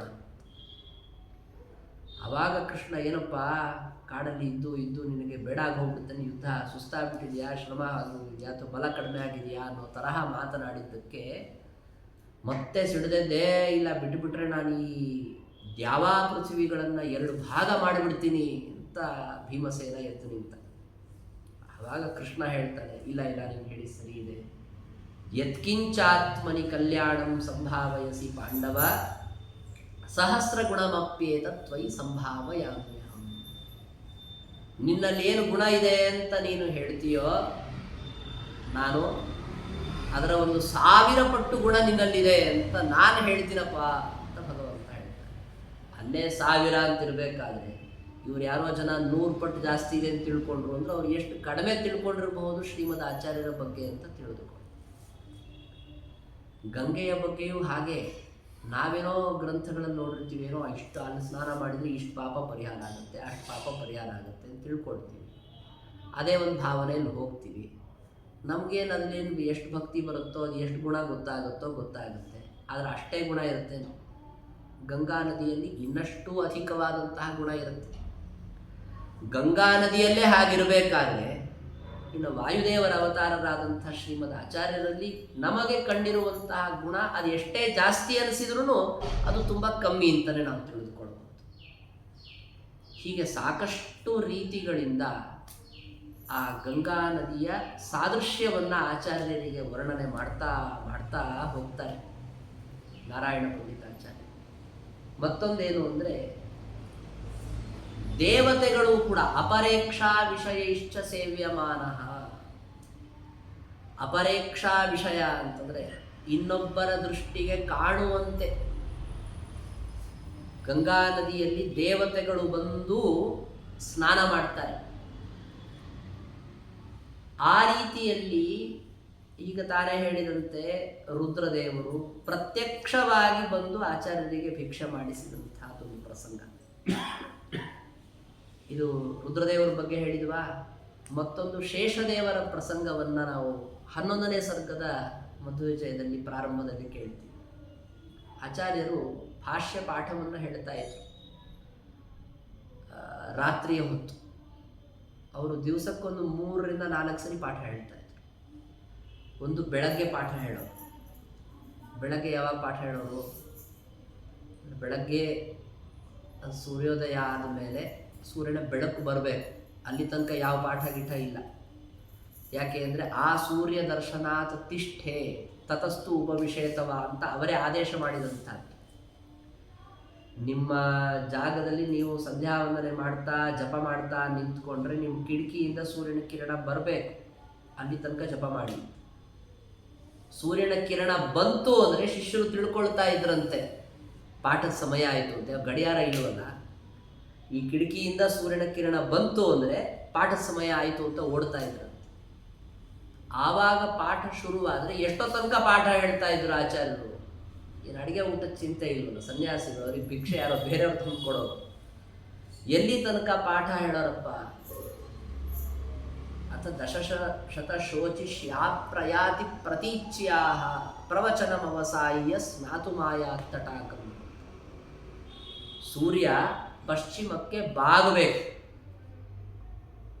ಅಂದರೆ ನೀವು ಲೆಕ್ಕ ಹಾಕಿ 12-12:30 ಅಂತಂದರೆ ಇನ್ನೂ ಬಾಗಿರಲ್ಲ, ಅವನು ಮಧ್ಯದಲ್ಲಿ ಬಂದಿರ್ತಾನೆ. ಇನ್ನೂ ಸ್ವಲ್ಪ ಹಿಂದಕ್ಕೆ ಹೋಗ್ಬೇಕು, ಪಶ್ಚಿಮಕ್ಕೆ ಬಾಗಬೇಕು ಅಂದರೆ ಒಂದು ಗಂಟೆ ಸುಮಾರು ಅಂತ ಇಟ್ಕೊಳ್ಳಿ. ಆವಾಗ ಅವರು ಸ್ನಾನಕ್ಕೆ ಅಂತ ತಟಾಕಕ್ಕೆ ಹೋಗ್ತಾ ಇದ್ರು. ಬೆಳಗ್ಗೆ ಸ್ನಾನ ಮಾಡಿರಲಿಲ್ಲ ಅನ್ಕೊಂಬಿಟ್ರಿ. ಬೆಳಗ್ಗೆ ಒಂದು ಸ್ನಾನ ಮಾಡೋ ಅನ್ನಿಕ ಅದನ್ನು ಮಾಡಿಟ್ಟು ಮುಗಿಸಿ ಆಮೇಲೆ 2ನೇ ಸ್ನಾನ, ಮಧ್ಯಾಹ್ನದ ಸ್ನಾನ. ತ್ರಿಶ್ರವಣ ಸ್ನಾಯುಗಳಾಗಬೇಕಲ್ಲ ಸನ್ಯಾಸಿಗಳು. ಅಷ್ಟೊತ್ತನಕ ಅಂದರೆ ಒಂದು 4-5 ತಾಸು ಬೆಳಗ್ಗೆ ಪಾಠ ಹೇಳಿರೋರು. ಮಧ್ಯಾಹ್ನ ಮತ್ತೆ ಭಿಕ್ಷಾ ಸ್ವೀಕಾರ ಆದಮೇಲೆ ಈಗೇನು ಜನ ಬಂದರು ಅಂತ ಹೇಳಿದ್ನಲ್ವ, ಅಂತ ಜನರನ್ನು ಕೆಲವರನ್ನ ಭೇಟಿ ಮಾಡಿ ಮಾತಾಡಿಸಿ ಕೂತ್ಕೊಳ್ಳಿ ಅಂತ ಆಚಾರ್ಯರು ಹೇಳಿದರೆ ಸಾಕು, ಭಾರಿ ಗೌರವ ಸಿಕ್ಬಿಡ್ತು ನಮಗೆ ಆಚಾರ್ಯರಿಂದ ಅಂತ ಸಜ್ಜನರು ಸಂತೋಷ ಪಡ್ತಾ ಇದ್ರು. ಅವನ್ನೆಲ್ಲ ಕೂಡಿಸ್ಬಿಟ್ಟು ಮತ್ತೆ ಪಾಠ ಶುರು ಮಾಡಿದರೆ ಚಿಂತನೆ ಮಾಡ್ಕೊಳ್ತಾರೆ. ಹುಡುಗರನ್ನ ಯಾರು ಕರ್ಕೊಂಬರ್ತಿದ್ರೆ ಗುರುಗಳು ಪಾಠ ಹೇಳ್ತಾ ಇದ್ದಾರೆ ಬಾ, ಇನ್ನೇನು ಸೂರ್ಯ ಕೆಂಪಗಾಗ್ತಾನೆ ಅನ್ನೋ ತನಕ ಪಾಠ. ಅದಾದ ಮೇಲೆ ಸಂಧ್ಯಾವಂದನೆ ಮಾಡ್ಕೊಳ್ಳಿ ಅಂತ ಬಿಟ್ಟು ಆಚಾರ್ಯರು ಮತ್ತೆ ತಾವು ಧ್ಯಾನಪರರಾಗ್ತಾ ಇದ್ರು, ಧ್ಯಾನ ಮಾಡ್ತಾ ಇದ್ರು. ಧ್ಯಾನ ಮಾಡೋದು ಕೂಡ ಹೇಗೆ ಅಂದರೆ ಅದನ್ನು 14ನೇ ಸರ್ಗದಲ್ಲಿ ವರ್ಣನೆ ಮಾಡ್ತಾರೆ.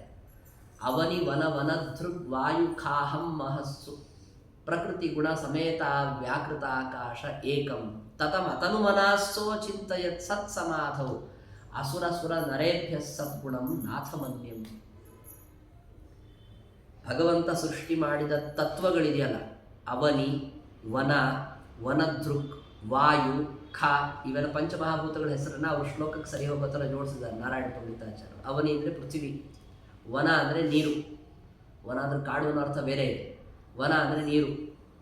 ಆಮೇಲೆ ವನದೃಕ್ ಅಂದರೆ ಕಾಡಿಗೆ ಶತ್ರು ಅಂದರೆ ಬೆಂಕಿ. ವಾಯು ಅಂದರೆ ಗೊತ್ತಿದೆ. ಖ ಅಂದರೆ ಆಕಾಶ. ಪಂಚಮಹಾಭೂತಗಳಾಯಿತು. ಆಮೇಲೆ ಅಹಂಕಾರ, ಮಹತ್ತತ್ವ, ತ್ರಿಗುಣಗಳು. ಇವುಗಳಿಂದ ಸಮೇತವಾಗಿರುವಂಥದ್ದು ಪ್ರಕೃತಿ ಮತ್ತು ಅವ್ಯಾಕೃತ ಆಕಾಶ. ಇಷ್ಟು ತತ್ವಗಳಿವೆ ಪ್ರಸಿದ್ಧವಾದದ್ದು. ಅವನಿ ವನ ವನದೃಕ್ ವಾಯುಖ ಅಹಂ ಮಹತ್ಸು ಪ್ರಕೃತಿ ಗುಣ ಸಮೇತ ಅವ್ಯಾಕೃತ ಆಕಾಶ ಏಕಂ. ಇದೆಲ್ಲದರಲ್ಲೂ ಭಗವಂತ ಇದ್ದಾನೆ, ಆದರೆ ಅವನು ಅಖಂಡನಿದ್ದಾನೆ. ಅವನಲ್ಲಿ ಭೇದ ಇಲ್ಲ, ಸ್ವಗತ ಭೇದ ವಿವರ್ಜಿತನಾಗಿದ್ದಾನೆ. ಇಂತಹ ಭಗವಂತ ಅಸುರ ಸುರ ನರೇಭ್ಯ ಅನ್ಯನಾಗಿದ್ದಾನೆ. ಅಂದರೆ ಸಕಲ ವಿಧರಾದ ಜೀವರಿಂದ ಅತ್ಯಂತ ವಿಲಕ್ಷಣನಾಗಿದ್ದಾನೆ ಅಂತ ಹಾಗೆ ಭಗವಂತನನ್ನು ತಮ್ಮ ಅಂತರ್ಯಾಮಿಯಾದಂಥವನನ್ನು ವ್ಯಾಪ್ತನಾದಂತಹ ಪರಮಾತ್ಮನನ್ನು ಉಪಾಸನೆ ಮಾಡ್ತಾ ಇದ್ರು ಆಚಾರ್ಯ. ಅದು ಮುಗೀತು ಅಂದರೆ ಮತ್ತೆ ಸಂಜೆ ಪಾಠ ಹೇಳ್ತಾರೆ. ಸೂರ್ಯಾಸ್ತ ಸಂಜೆ ಇರಬಾರ್ದು, ಅದಕ್ಕೆ ಸೂರ್ಯಾಸ್ತ ಆದ್ಮೇಲೆ ನಕ್ಷತ್ರ ಕಾಣೋ ತನಕನೂ ಅವರು ಜಪಾದಿಗಳನ್ನು ಮಾಡಬೇಕಲ್ಲ. ಆಮೇಲೆ ಮತ್ತೆ ರಾತ್ರಿ ತನಕ ಏನು ಕೆಲಸ ಇದೆ? ಪಾಠ ಹೇಳ್ತಾ ಇದ್ರು. ಪಾಠಕ್ಕೆ ಯಾವುದೇ ವಿಘ್ನ ಇಲ್ಲವೇ ಇಲ್ಲ. ಒಂದು ದಿವಸ ಹೀಗಾಯ್ತಂತೆ. ಆಚಾರ್ಯರು ರಾತ್ರಿ ಹೊತ್ತು ಪಾಠ ಹೇಳ್ತಾ ಇರುವ ಸಂದರ್ಭದಲ್ಲಿ, ಅವತ್ತು ಚಂದ್ರ ಇಲ್ಲದ ರಾತ್ರಿ ಅದು, ಕೃಷ್ಣ ಪಕ್ಷದಲ್ಲಿ ಯಾವ ಚಂದ್ರ ಇಲ್ಲದೆ ಇರುವಂಥ ರಾತ್ರಿ ಇರಬಹುದು. ಅವತ್ತಿನ ದಿವಸ ಒಳ್ಳೆ ಬೆಳದಿಂಗಳು ಬಿದ್ದುಬಿಟ್ಟಿರೋಂತಹ ಒಂದು ಪ್ರಸಂಗ. ಇವತ್ತಿನ ಈ ಆಧುನಿಕವಾದ ವಿದ್ಯುತ್ತಿಗೆ ಅಳವಡಿಕೆ ಆದಮೇಲೆ ಬೆಳದಿಂಗಳು ಅನ್ನೋದರ ಅನುಭವವೇ ನಮಗಿರಲ್ಲ. ಆದರೆ ಬೆಳದಿಂಗಳು ಬಿದ್ದಿರೋ ಅನುಭವ ಆಯಿತು ಜನರಿಗೆ. ಕೆಲವು ಸಂದರ್ಭಗಳಲ್ಲಿ ನಾವು ಸಂಕಲ್ಪ ಹೇಳ್ಬೇಕಾದ್ರೆ ಸುಮ್ಮನೆ ಅದು ಯಾಂತ್ರಿಕವಾಗಿ ಹೇಳ್ತೀವಿ, ಕೃಷ್ಣ ಪಕ್ಷನೋ ಶುಕ್ಲ ಪಕ್ಷನೋ ಇದು ಬೆಳದಿಂಗಳು ಇರುತ್ತೋ ಇರಲ್ವೋ ಅನ್ನೋಂಥ ಆಲೋಚನೆ ಇರೋದಿಲ್ಲ ನಮಗೆ. ನಿಮಗಿರುತ್ತೆ, ನಮಗಿರೋದಿಲ್ಲ. ಅದರಲ್ಲಿ ಬೆಳದಿಂಗಳು ಬಿದ್ದಿದೆ, ಒಳ್ಳೆ ಬೆಳದಿಂಗಳು ಬಿದ್ದಿದೆ ಅಂತ ಜನರು ಮನಸ್ಸಲ್ಲಿ ಮಾತಾಡಿಕೊಂಡ್ರು. ಆಚಾರ್ಯರು ಪಾಠ ಮುಗಿದ ಮೇಲೆ ಒಳ್ಳೆ ಬೆಳದಿಂಗಳು ಬಿದ್ದಿದೆ ಅಂತ ಅನಿಸ್ತಾ ಇದೆ ಅಲ್ವಾ ಅಂತ ಕೇಳಿದರು. ಹೌದು, ಮತ್ತು ಈ ಕೃಷ್ಣ ಪಕ್ಷ ಅಲ್ಲ, ಬೆಳದಿಂಗಳು ಇರಬಾರ್ದಲ್ಲ, ಚಂದ್ರ ಇರಬಾರ್ದಂದ್ರೆ ಹೌದಲ್ಲ ಅನ್ನಿಸ್ತು ಶಿಷ್ಯರಿಗೆ. ಆವಾಗ ಆಚಾರ್ಯರು ಹೇಳಿದ್ರಂತೆ, ಅಲ್ಲಿ ನೋಡಿ ಶೇಷದೇವರು ಬಂದಿದ್ದರು, ಅವ್ರು ಕೇಳ್ತಾ ಇದ್ರು ಪಾಠ ಅಂತ. ಶೇಷದೇವರನ್ನು ತೋರಿಸಿದರು. ನಿಶ್ಚಂದ್ರಾಯಾಂ ಕ್ಷಪಾಯಾಂತು ಚಂದ್ರಿಕಾ ಭ್ರಮಿಣೋ ಜನಾಃ ಅಂತ ನಾರಾಯಣ ಪಂಡಿತಾಚಾರ್ಯರೇ ಆಚಾರ್ಯರ ಶಿಷ್ಯರು ಮಾಡಿದ ಶ್ಲೋಕವನ್ನು ಉದಾಹರಣೆ ಮಾಡಿದ್ದಾರೆ ಭಾವಪ್ರಕಾಶಿಕಾದಲ್ಲಿ. ಅವರು ತಾವು ಅದನ್ನು ತಮ್ಮ ಶ್ಲೋಕಗಳಲ್ಲಿ ಕಥೆಯನ್ನು ವರ್ಣನೆ ಮಾಡಿದ್ದಾರೆ. ಪ್ರಚುರಾಂತರ ಪ್ರವಚನಂ ಫಣಿರಾಟ್ ಉಪಶುಶ್ರುವಾಂಸ ಸನಕಾದಿ ಮುನಿ ಗಗನೇಲ್ಪ ದೃಷ್ಟ ವಪುರತ್ರ ಜನೈಸ್ತ್ವರಿತಂ ನಿಲೀನ ರುಚಿರಾಪ ಪದಂ. ಪೂರ್ತಿ ಶೇಷದೇವರನ್ನ ನೋಡ್ಲಿಕ್ಕಾಗಲಿಲ್ಲ, ಆಚಾರ್ಯರು ತೋರಿಸಲಿಲ್ಲ. ಯಾಕೆ? ದೇವತೆಗಳು ಹಾಗೆ ಪ್ರತ್ಯಕ್ಷ ದ್ವಿಷಃ ಅಂತ. ಅವ್ರು ಇನ್ನೊಬ್ಬರಿಗೆ ಮನುಷ್ಯರಿಗೆ ಕಾಣಿಸ್ಕೊಳ್ಳೋದು ಅಂದರೆ ಅವ್ರಿಗೆ ಆಗ ಬರಲ್ಲ. ಅದಕ್ಕೆ ಅವರು ಇರೋ ತನಕ ಸುಮ್ಮನೆ ಇದ್ದು, ಇಲ್ಲ ಪಾಠದ ಮಧ್ಯದಲ್ಲಿ ನೋಡ್ರಿ ತಕ್ಷಣ ನೋಡ್ಕೊಳ್ಳಿ ಶೇಷದೇವರು ಬಂದಿದ್ದಾರಲ್ಲಿ ಅಂತ ಹೇಳ್ಬೋದಿತ್ತು. ಅವ್ರು ಹೇಳಿಲ್ಲ. ಅವ್ರು ಇನ್ನೇನು ಹೊರಟಿದ್ದಾರೆ, ಗಗನೆ ಅಲ್ಪ ದೃಷ್ಟ ವಪುಹು, ಆಕಾಶ ಮಾರ್ಗದಲ್ಲಿ ಸ್ವಲ್ಪ ಮಟ್ಟಿಗೆ ಆ ಶೇಷದೇವರು ಕಾಣಿಸ್ಕೊಳ್ಳೋ ಥರ ನೋಡಿ ಅವ್ರು ಬಂದಿದ್ರು. ನಾನು ಹೇಳ್ತಾ ಇರೋದನ್ನು ಕೇಳಿಸ್ಕೊಳ್ಳೋದಕ್ಕೆ ಬಂದಿದ್ರು ಅಂತ ಸನಕಾದಿಗಳಿಂದ ಸಹಿತರಾಗಿರುವಂತಹ ಶೇಷದೇವರ ದರ್ಶನವನ್ನು ತಮ್ಮ ಶಿಷ್ಯರಿಗೆ ಆಚಾರ್ಯರು ಮಾಡಿಸಿದರು ಅಂತ ಅನ್ನೋದನ್ನು ನಾವು ಕೇಳ್ತೀವಿ. ಇದು ಈ ತರಹ ಅಪರೇಕ್ಷಾ ವಿಷಯೈಶ್ಚ ಸೇವ್ಯಮಾನ ಹರಿಪಾದ ಸರೋಜ ಸಂಗ ಸಾರೋ ಭುವನೆ ಪಾವನ ಪಾವನೋ ಭಗವಂತನ ಪಾದದ ಸಂಬಂಧ ಇದೆಯಲ್ಲ, ಗಂಗೆಗೆ ಅವತ್ತೆವತ್ತು ಆದದ್ದು. ಅದೇ ಇನ್ನು ಮುನ್ನಡ್ಕೊಂಡು ಬರ್ತಾ ಇದೆ, ಆಯ್ತಾ? ಆದರೆ ಆನಂದ ತೀರ್ಥರು ಅಂತನ್ನುವ ಏನು ಗಂಗಾ ನದಿ, ಅವರ ವೈಶಿಷ್ಟ್ಯ ಏನು ಅಂತಂದರೆ ಹರಿಪಾದ ಸರೋಜ ಸಂಗಸಾರಃ.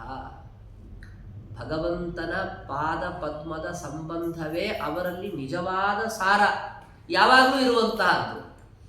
ಇದನ್ನೇ ತ್ರಿವಿಕ್ರಮ ಪಂಡಿತಾಚಾರ್ಯ ಏನು ಹೇಳಿದ್ದಾರೆ ಹೇಳ್ರಿ?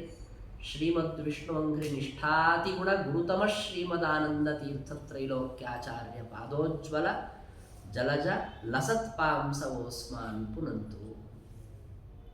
ನಮ್ಮ ತ್ರೈಲೋಕ್ಯಾಚಾರ್ಯರು ಆನಂದ ತೀರ್ಥ ಭಗವತ್ಪಾದರೇನಿದ್ದಾರೆ, ಅವರಲ್ಲಿ ವೈಶಿಷ್ಟ್ಯ ಏನಪ್ಪ, ಅವರಲ್ಲಿ ದೊಡ್ಡ ಗುಣ ಯಾವುದು ಅಂತಂದರೆ ಶ್ರೀಮದ್ ವಿಷ್ಣುವಂಘ್ರಿ ನಿಷ್ಠಾ. ಭಗವಂತನ ಪಾದ ಪದ್ಮಗಳಲ್ಲಿ ನಿಷ್ಠೆ ಅನ್ನೋದಿದೆಯಲ್ಲ, ಅದೇ ದೊಡ್ಡ ಗುಣ ಅವರಲ್ಲಿರುವಂಥದ್ದು. ಬೇರೆ ಗುಣಗಳೆಲ್ಲ ಅದರ ಹಿಂದೆ, ಅದೇನೇ ಬೇರೆ ಕಡೆಗೆ ಸಿಗೋದಿಲ್ಲ ನಿಮಗೆ. ಅದಿದ್ದ ಮೇಲೆ ಎಲ್ಲ ಗುಣಗಳು ಅದರಿಂದ ಬರುತ್ತೆ. ಅಂತಹ ಅದ್ಭುತವಾದ ಗುಣ ಇರುವ ಕಾರಣದಿಂದಲೇ ಗಂಗೆಯನ್ನು ಮೀರಿ ನಿಂತಂಥವರು ಶ್ರೀಮದ್ ಆಚಾರ್ಯರು. ಅದಕ್ಕೆ ಹೇಳ್ತಾರಲ್ಲ, ಇನ್ನೊಂದು ಕಡೆ ಹೇಳಬೇಕಾದ್ರೆ ಗಂಗಾ ನದಿಯನ್ನು ಆಚಾರ್ಯರು ದಾಟಿದರು ಅಂತ ಹೇಳುವ ಪ್ರಸಂಗ ಬಂದಾಗಲೂ ಕೂಡ ನಾರಾಯಣ ಪಂಡಿತಾಚಾರ್ಯರು ಹೇಳ್ತಾರೆ, ಅತ್ಯವರ್ತತ ನಿತಾಂತ ಮಥಾಸೌ ಗಾಂಗಮೋಘ ಮಖನಾಶನ ಕೀರ್ತಿ. ಗಂಗೆಯನ್ನು ಬರೀ ದಾಟಿದ್ರು ಅಷ್ಟೇ ಅಲ್ಲ, ನಾವು ದಾಟ್ತೀವಿ ಗಂಗೆಯನ್ನು. ಆದರೆ ಆಚಾರ್ಯರು ಗಂಗೆಯನ್ನು ಬರೀ ಭೌತಿಕವಾಗಿ ದಾಟಿದ್ದಲ್ಲ, ತಾರತಮ್ಯದಲ್ಲೂ ಅವರನ್ನು ಬಹಳ ಮೀರಿ ನಿಂತಿದ್ದಾರೆ. ಅಯಮ ಪ್ರತಿವಾರಣ ಪ್ರಯಾಣೆ ಪರಮಾನಂದ ಸುತೀರ್ಥ ಸೂರಿರಾಜ ವಿಭಭಾವತಿವೇಲ ಮಚ್ಛ ರೂಪ ಸುರಸಿಂಧೋರಿವ ಸಂತತ ಪ್ರವಾಹ. ಪ್ರಯಾಣದಲ್ಲಿ ಆಚಾರ್ಯರು ಆ ರೀತಿಯಲ್ಲಿ ವಿಶೇಷವಾಗಿ ಶೋಭಿಸ್ತಾ ಇದ್ದರು. ಅತ್ಯಂತ ಸ್ವಚ್ಛವಾದಂತಹ ರೂಪದಿಂದ ಕೂಡಿದಂಥವರಾಗಿದ್ದರು. ಅವರನ್ನು ಪ್ರಯಾಣಕ್ಕೆ ಅಡ್ಡಗಟ್ಟಿ ಅವರಿಗೆ ತೊಂದರೆ ಕೊಡೋದು, ಅವರೊಂದು ಕಡೆಗೆ ಇರ್ತೀನಿ ಅಂದರೆ ಅದಕ್ಕೂ ತೊಂದರೆ, ಹೋಗ್ತೀನಿ ಅಂತಂದರೆ ಅದಕ್ಕೂ ತೊಂದರೆ ಮಾಡುವಂತಹ ಪ್ರಸಂಗಗಳನ್ನು ಯಾರೇ ಅಸುರರು ಯಾರೇ ದುಷ್ಟರು ಮಾಡಿದರೂ ಕೂಡ ಅದು ಅವರಿಗೆ ಸಾಧ್ಯವಾಗಲಿಲ್ಲ. ನಾವು ಒಂದು ಕಡೆಯಿಂದ ಇನ್ನೊಂದು ಕಡೆ ಹೋಗೋದಕ್ಕೂ ಜನ ಅಡ್ಡಪಡಿಸ್ಬೋದು, ಒಂದೇ ಕಡೆಗೆ ಇರೋದಕ್ಕೂ ಅಡ್ಡಪಡಿಸ್ಬೋದು. ಆಚಾರ್ಯರ ಚರಿತ್ರೆಗಳಲ್ಲಿ ಅಂತಹ ಪ್ರಸಂಗಗಳು ಬಂತು. ಆಚಾರ್ಯರು ದಕ್ಷಿಣ ಭಾರತದಲ್ಲಿ ರಾಮೇಶ್ವರದ ಪರಿಸರದಲ್ಲಿ ಸಂಚಾರವನ್ನು ಮಾಡ್ತಾ ಇರಬೇಕಾದ್ರೆ ಚಾತುರ್ಮಾಸ್ಯ ಕಾಲ ಬಂತು. ಗುರುಗಳ ಜೊತೆಗೆ ರಾಮೇಶ್ವರದಲ್ಲಿ ಚಾತುರ್ಮಾಸ್ಯಕ್ಕೆ ಅಂತ ಕುಳಿತುಕೊಂಡ್ರು ಆಚಾರ್ಯರು. ಈ ಕೆಲವರೆಲ್ಲ ಜನ ಆಚಾರ್ಯರಿಗೆ ಆಗ ಬರದಿದ್ದವರು ತಿರುವನಂತಪುರದ ಪ್ರದೇಶದಿಂದಲೂ ಅವ್ರಿಗೆ ವಿರೋಧ ಮಾಡ್ತಾನೇ ಬಂದಿದ್ರು. ತಿರುವನಂತಪುರದಲ್ಲಿ ಸಭಾಮುಖವಾಗಿ ಹೊರಗಡೆಗೆ ಜನರ ಮುಂದೆ ಆಚಾರ್ಯರು ತಮ್ಮ ಸೂತ್ರ ವ್ಯಾಖ್ಯಾನವನ್ನು ಮಾಡಿತ್ತು. ಭಾಷ್ಯ ಬರೆದಿರಲಿಲ್ಲ ಅವಾಗ ಇನ್ನೂ ಆಚಾರ್ಯ. ಭಾಷ್ಯ ಬರೆಯದೆಯೂ ಕೂಡ ಸೂತ್ರಗಳಿಗೆ ತಾವು ಸ್ವಂತ ವ್ಯಾಖ್ಯಾನ ಮಾಡಿದರು. ಪರಭಾಷ್ಯಗಳು ಸರಿ ಇಲ್ಲ ಅನ್ನೋದನ್ನು ಶುರು ಮಾಡಿಬಿಟ್ಟಿದ್ರು ಅವಾಗ ಆಗಲೇ ಆಚಾರ್ಯ.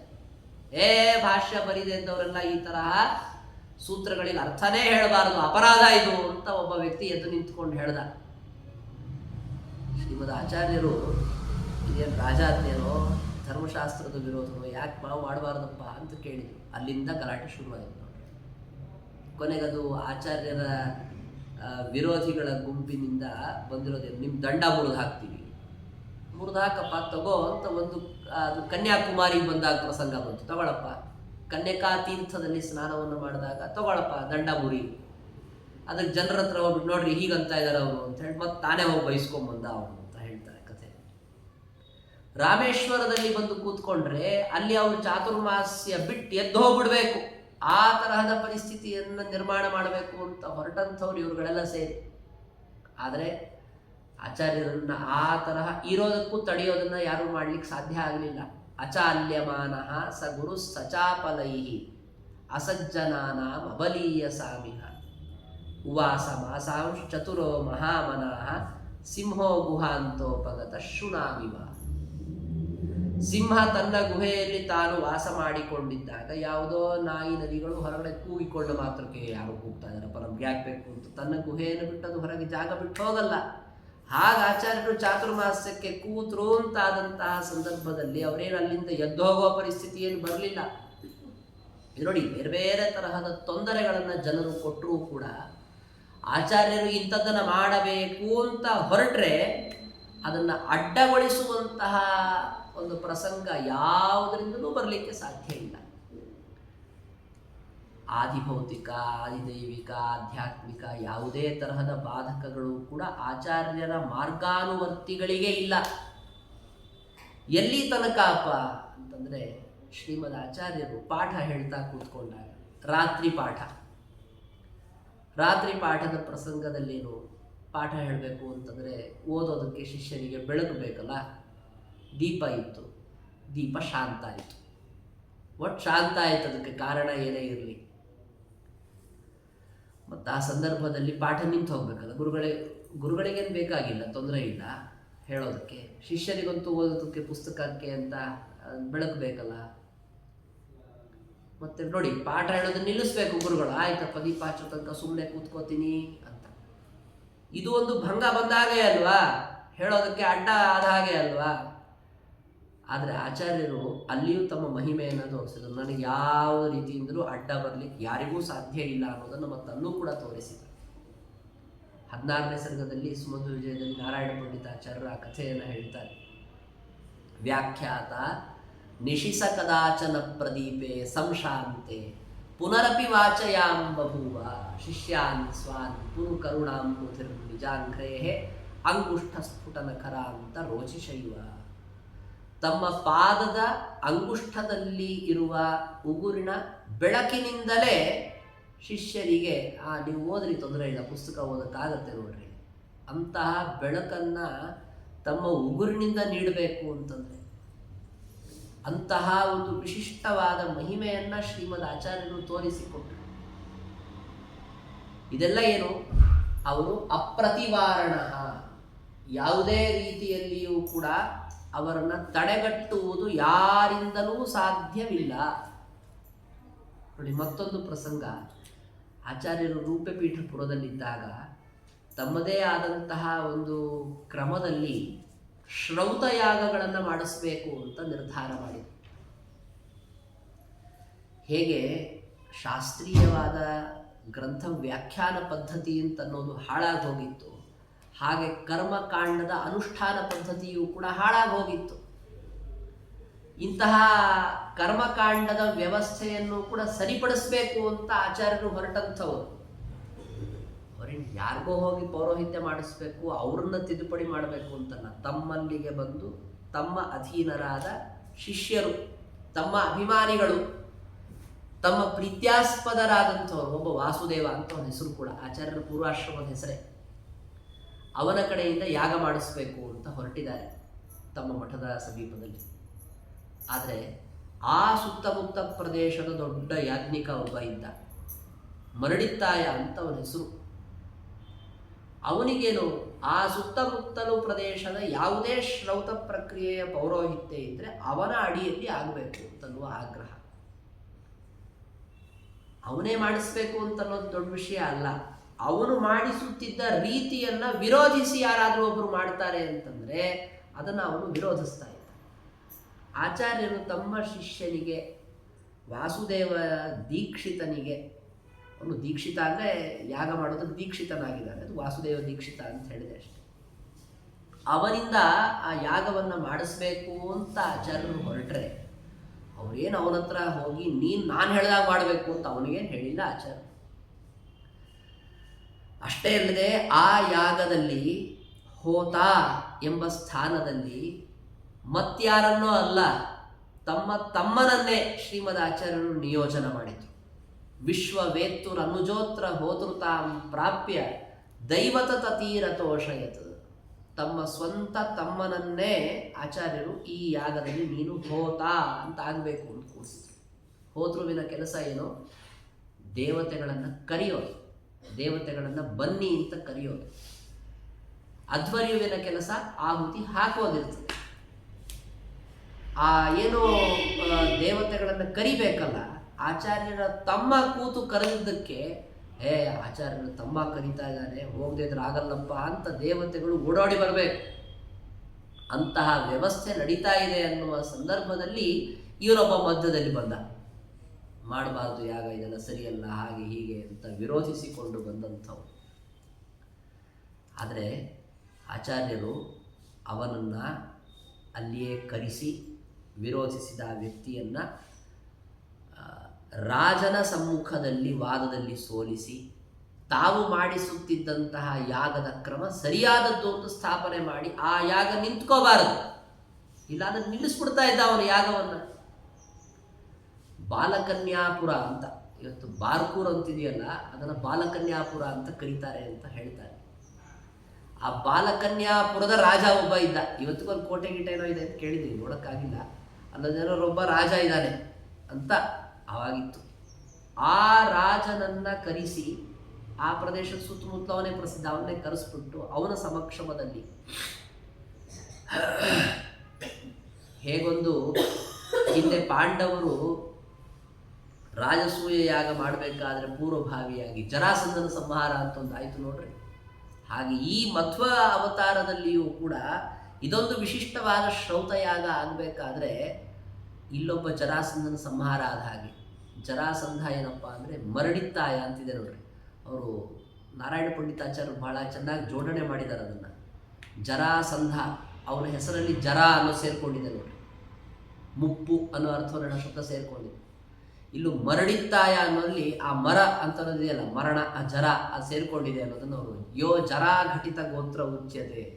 ಅವನು ಜರಾಸಂಧ ಇದ್ದ ಹಾಗೆ ಅಂತ ಗೊತ್ತಾಗೋದಕ್ಕೋ ಏನೋ ದೇವರು ಅವನ ಹೆಸರಲ್ಲೇನೆ ಸೇರಿಸ್ಬಿಟ್ಟಿದ್ದ, ಮರಡಿತ್ತಾಯ ಅಂತ ಅವನ ಹೆಸರು.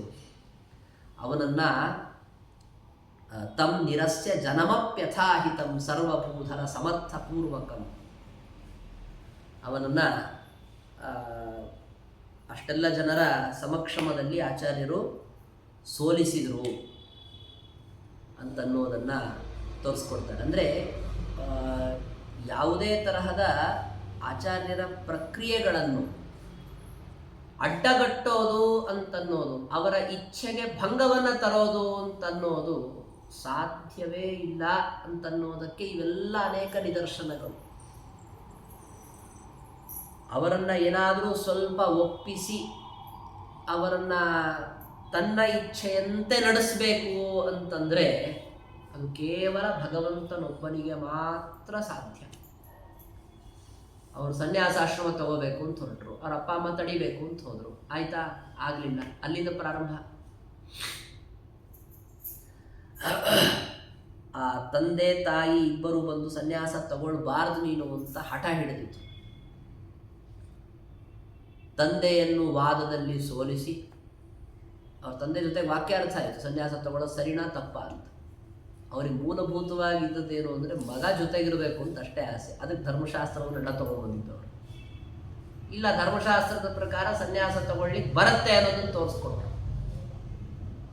ಕೊನೆಗಿಲ್ಲ, ನಾನು ಒಪ್ಕೊಳ್ಬೇಕಾದ ಅನಿವಾರ್ಯತೆ ಇದೆ, ನಿಮ್ಮಮ್ಮ ಒಪ್ಕೊಳ್ಳಲ್ಲ, ನಿಮ್ಮಮ್ಮನ ಒಪ್ಪಿಸ್ಕೊಳ್ಳೋದು ನಿನ್ನ ಜವಾಬ್ದಾರಿ ಅಂತ ಹೇಳಿದಾಗ ಮನೆಗೆ ಬಂದ್ಬಿಟ್ಟು ಮಧ್ಯಗೆ ಭಟ್ರು ಹೇಳಿಟ್ಟಿದ್ರು, ಅವ್ನು ಬರ್ತಾನೆ ಕೇಳೋದಕ್ಕೆ. ಇಲ್ಲ ಅಂತ ಹೇಳ್ಬೇಕಾದ್ರೆ ಪಟ್ಟು ಹಿಡಿಬೇಕು ನೀವು ಅಂತ ಹೇಳಿಟ್ಟಿದ್ರು. ಆದರೆ ನೋಡು, ನಾನು ಸನ್ಯಾಸ ತಗೊಳ್ಳಿಲ್ಲ ತಗೊಳ್ಳಿಕ್ಕೆ ನೀನು ಹ್ಞೂ ಅನ್ಲಿಲ್ಲ ಅಂತ ಆದರೆ ನಾನು ನಿನಗೆ ಇನ್ನೊಂದ್ಸರಿ ಕಾಣಿಸೋದೇ ಇಲ್ಲ, ಹಾಗೆ ಹೊರಟೋಗ್ತೀನಿ ನೋಡು ಅಂತ ತಕ್ಷಣ ಇಲ್ಲಾದ್ರೆ ತೊಗೊಂಡ್ರು ಸನ್ಯಾಸ ತಗೊಂಡು. ಯಾಕೆ ಸನ್ಯಾಸ ತಗೊಂಡ್ರಾರು ನನ್ನ ಕಣ್ಮುಂದೆ ಇವಾಗ ನೋಡ್ಲಿಕ್ಕೆ ಸಿಗ್ತಾ, ನೀವು ಮತ್ತಿನ್ನೆಲ್ಲೋ ಹೊರಟೋಗ್ಬಿಟ್ಟ ಅಂದರೆ. ಯಾಕೆಂದರೆ ಈಗಾಗಲೇ ಒಂದೆರಡು ಅನುಭವ ಆಗಿತ್ತು. ಅವರು ಎಲ್ಲೆಲ್ಲೋ ಹೊರಟೋಗ್ಬಿಡ್ತಾ ಇದ್ರು, ಯಾರು ಸಿಗದೇ ಇರುವಂಥ ಪ್ರದೇಶಗಳಲ್ಲಿ ಎಲ್ಲೆಲ್ಲೋ ಏಕಾಂತ ಸಂದರ್ಭಗಳನ್ನು ಓಡಾಡ್ಕೊಂಡಿರ್ತಾ ಇದ್ರು. ಅದಕ್ಕೆ ಹೇಳ್ತಾರೆ ನೋಡ್ರಿ, ತ್ರಿವಿಕ್ರಮ ಪಂಡಿತಾಚಾರ್ಯರು ಅನಂತೇಶ್ವರನಿಗೆ ನಮಸ್ಕಾರ ಮಾಡಬೇಕಾದ್ರೆ